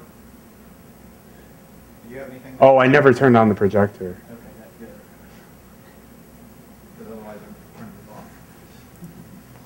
Okay. There it goes. Do we need to turn the lights off?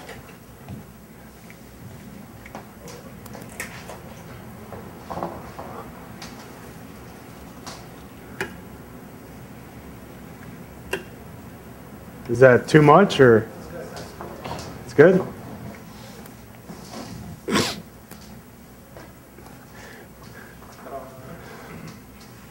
All right, so for circuit simulation, there's this program called from Linear Technologies. They're a semiconductor manufacturer, and they can someone try straightening that maybe? And they release this software for free. This is completely free. It used to be just Windows. They released a Mac version recently, but I'm only familiar with the Windows version. And it's a very useful tool. I'll show you. Let's build some of these circuits that we went through initially. It's called LT Spice, Linear Technology Spice. It's available free on their website. There is a Mac version. I have not used it yet, at least. So, I'll just show you how quickly I could build, quickly I could build What did you do to go in here first? okay, so I went into LT Spice and I hit new schematic. Okay. And then I was just going to build something really fast so you saw how fast something could get built. I wasn't really going to explain how to use this yet. But I'm going to grab a voltage source. And I am going to build this one circuit that we did.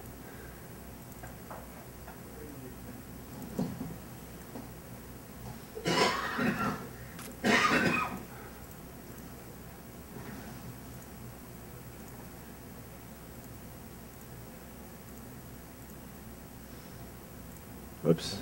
Damn it. Ah. It's F9. My mouse isn't working too good.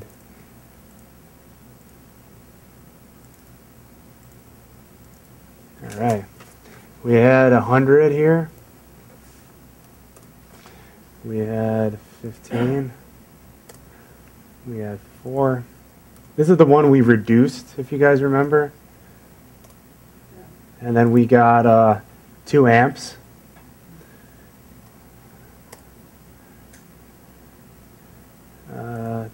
This was 12.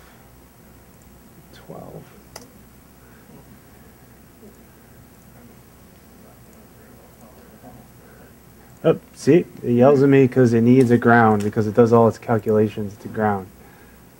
So I'll put my ground in, run it, runs, spits out a bunch of things, but I just really want to see the current flowing through here, right? And I put my thing here, it says there is 2 amps.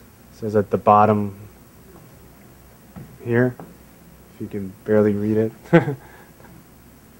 So that's what we got. We got 2 amps when we did it, right? It tells us everything. So if you put your cursor over the component, it tells you power dissipation and the current. If you put it on a node, it tells you the voltage. Another goofy trick is this thing where you could put labels.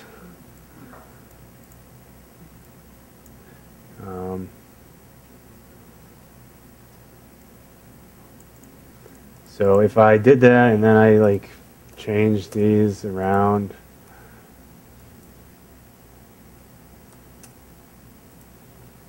ran it again, all the voltages change. So you just plug these circuits in and get quick answers. So let's see here. What was another one we did? How about that that one voltage? The 2 batteries. Okay. I'm sorry, do you know the Well, yeah, no, I was gonna do some, but I could do the batteries really quick, I guess.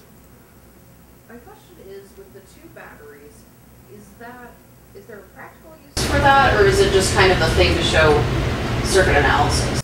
Just the thing that shows circuit analysis, unless you're having them in series like this, because that's what's in like every portable device, right? So the thing with the batteries is I don't know if I'll be able to get you. Okay, because I'll have to do a differential voltage measurement, which means it's not measured to ground. So it might be goofier. Where did I put this? I was going to do that voltage divider circuit. I really wish I had more desk space here.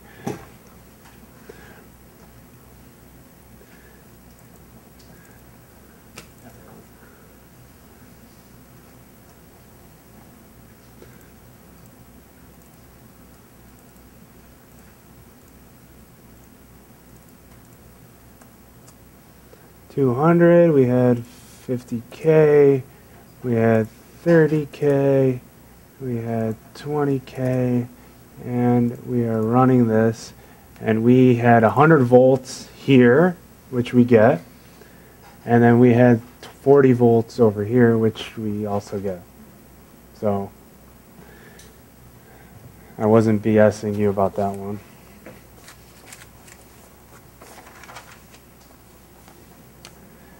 And then I can show you that goofy circuit that we did. So as you can see, I'm able to build these really fast. Once you get good with this software, you can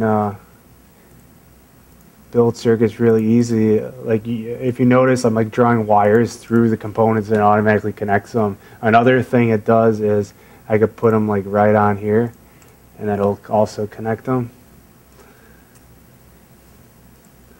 You guys remember this guy? This was 84, and this was 21.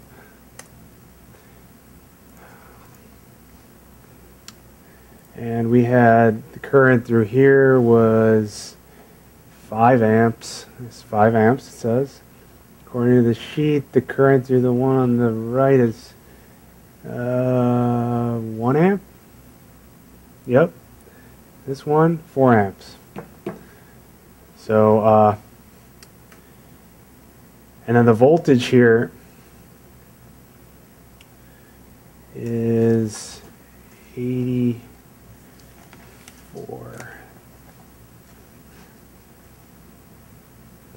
Oops. Okay. All right, so I'm going to do that one circuit with the Thevenin. Do you remember that was inside the box? Do you guys remember that one Thevenin circuit where I reduced what was inside the box? Yeah, this is the one I was talking about with the 2 batteries, this one. Oh, okay. So that B point I'm going to make my ground here, just so it's easier to... so I guess the way I drew it was like this, where this was A and this was B, right?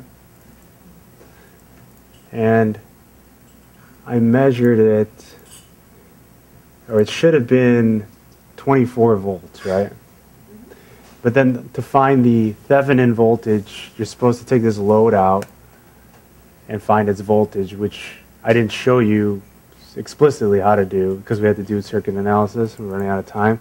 But I calculated as 33.6. And that's what this is, 33.6. So if I totally get rid of this, move this guy down, put my 6 ohms back,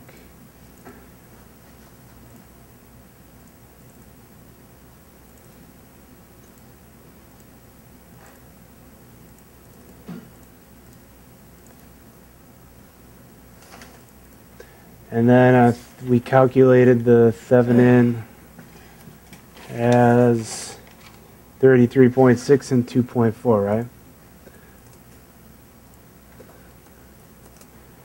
And on the 6 ohm load, we should get 24 volts out. And we do. 24 volts. Cool?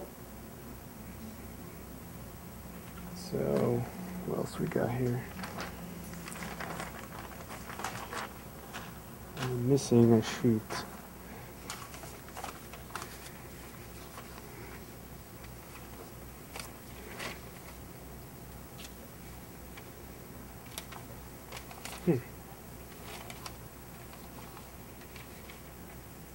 I don't know what happened to this one sheet. Ah, there they are. Oh, let's do the diode.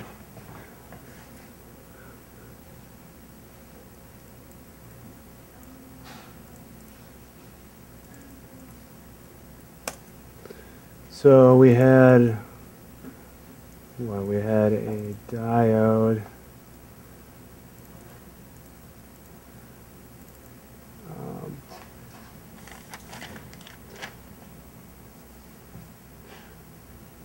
And we wanted, how did I do this one?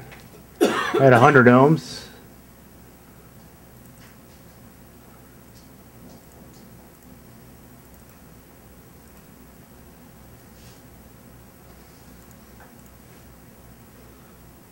We calculated it that, how much current? Like 80 something milliamps, right? 83-ish. Because the diode drop is not perfect line, you know how it's kind of curved. This is why we approximate it. It's, so the voltage drop across the diode was actually 8.1, so it was like 0.83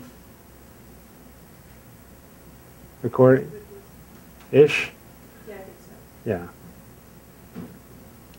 But I mean, when we usually say 0.7, I mean, it's usually good enough approximation. We're only off by like 1 milliamp, or yeah, 1 milliamp here. So let's do the LED one. The thing is, I don't know which LED in here has a 2-volt voltage drop.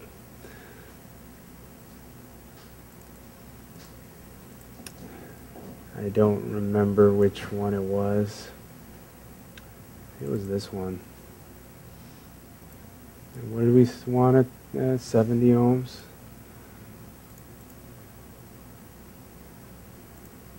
Oh, it's like a 3-volt voltage drop. But anyway, there's a lot of built-in parts here. You could choose from. You could add your own parts in. Yeah, I don't know which one of these has a 2-volt drop, but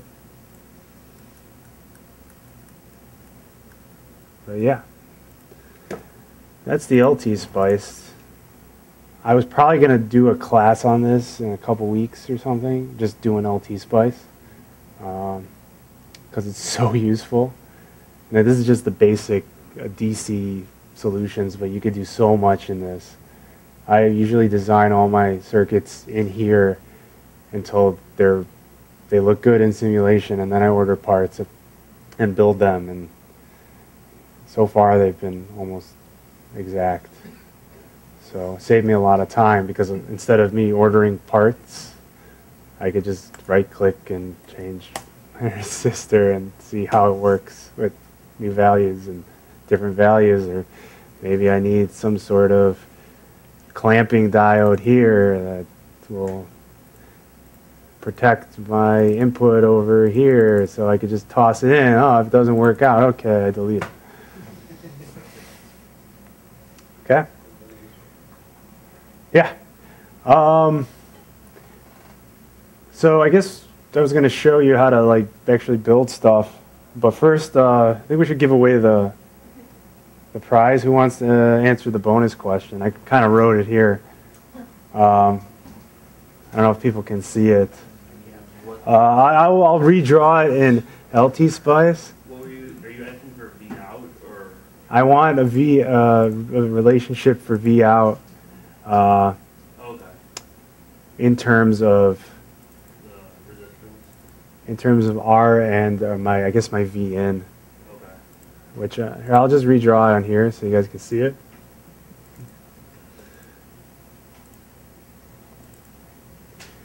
So this I want RL. This is R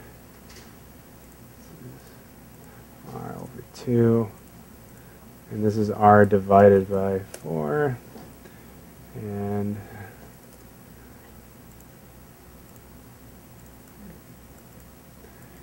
I want to know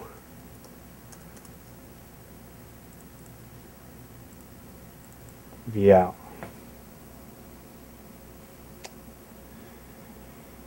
In terms of V in, R, and RL. Okay. Cool. Yeah, no problem.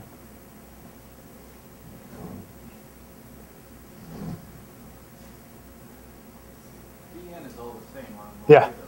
Yeah.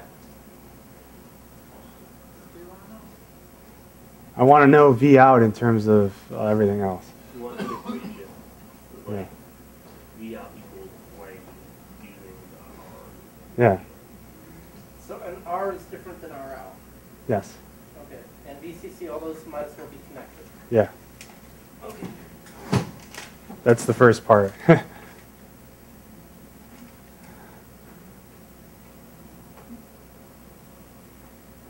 So I guess that's it for lecture. Unless we want to wait until there's an answer. But then I was going to show people how to build stuff. I was going to go over solderless breadboard, but I was probably going to do that on the board. Yeah. Yeah. Talk about the answer when that's ready and tack that on. Okay. How many breadboards do we have? Oh, we used to have way more. Are you kidding me? Oh yeah, we have like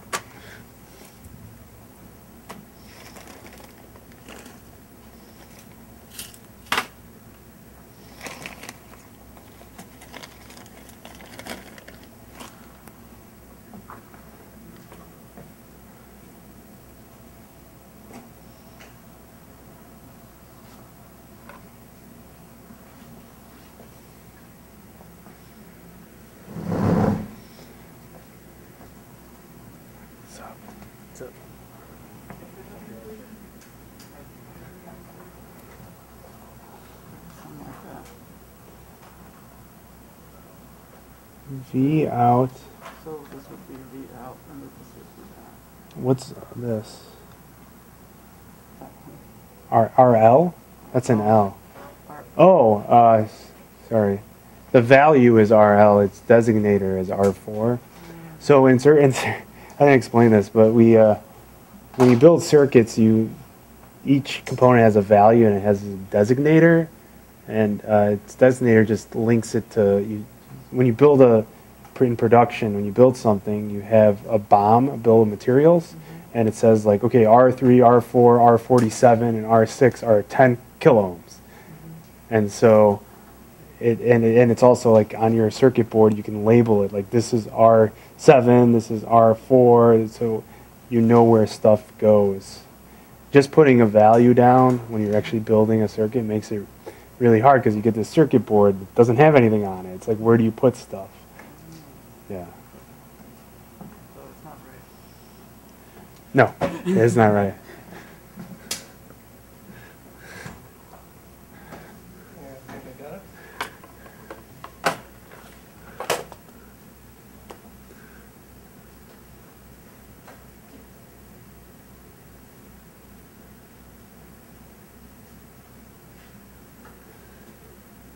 Yep. Do you want this stuff, or do you want to give it to someone who doesn't have any? Oh, what is it? It's breadboard, multimeter, and components. I know where another breadboard is. I'll pass it on. Are you sure? Yeah, I've got a lot of this at home anyway. Okay. Well, then someone else can get it.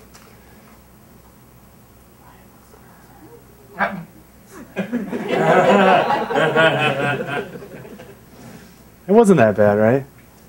Not that bad. Yeah. No, I didn't forget one of the formulas and had to look it up online really fast. Oh, then you don't get this at all. I don't have that many breadboards. Paying attention in class, Ryan? We have 1, 2, 3, 4, 5. That should be fine. Not even close? What are you trying to do? Tell me what you're trying to do. Well, the one I showed you, I already scratched up. But tell me your process. I don't care what your answer is. Tell me what your Describe your yeah. So I'm working from here out. Okay. So I can get this and this and this. And wait. So the first thing to notice is that Ryan pointed this out, that these are all connected together, right? Because they're the same point, right? And so, do you notice something here? Yeah, I do. Okay. Does anybody else have anything? Yeah, but I'm a slacker, so I'm getting my... All right. Skittles? Nothing? I put in the equation and I was like, no, it's wrong. How do you know it's wrong? Because I couldn't reason my way through it when I went back. All right. Fine. That's not conclusive. That would not hold up in court.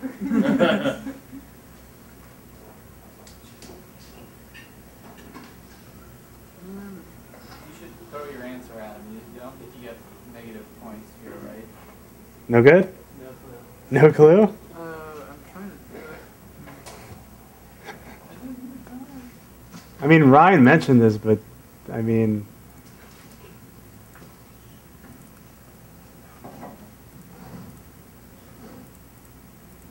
that's just a visual thing, right? Does that help at all? Oops. This should be connected. Right. That actually won't solve for the equation, will it? No. LT Spice can't solve that. No. Okay. We don't have a It'll give you voltage. the voltage. See? Yeah. Spice uses numbers. Yeah.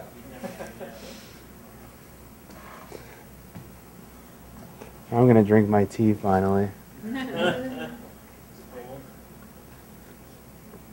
It's delicious. That's all that matters. Do you want an infinite improbability drive? Probably not, no. There is more tea, by the way. I'll talk about the answer without me. Let's all talk about the answer now, guys. All right, we were just waiting for Carl to get out of here, and now we know the real answer. What about you? What? I'm kind of running for where it happens. Okay. You don't want this stuff. Okay. Well, I want to give it to someone who doesn't have it. Okay. And I'm pretty sure I have at least one of those. All right, so who doesn't have a breadboard? Because we're going to start building, we're going to build a simple circuit for real and make LEDs light up, hopefully. I forgot my shit. You make people share. So this is your half, this is my half. Forgot. That'll get confusing fast. Let's do it. Sweet.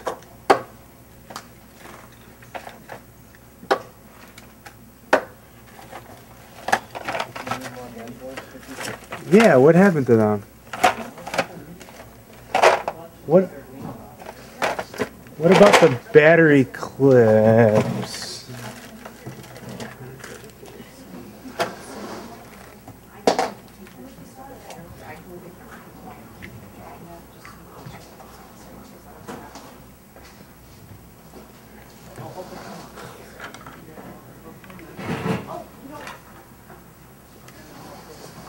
What in the world is that? Somebody. It's a heavily grounded breadboard.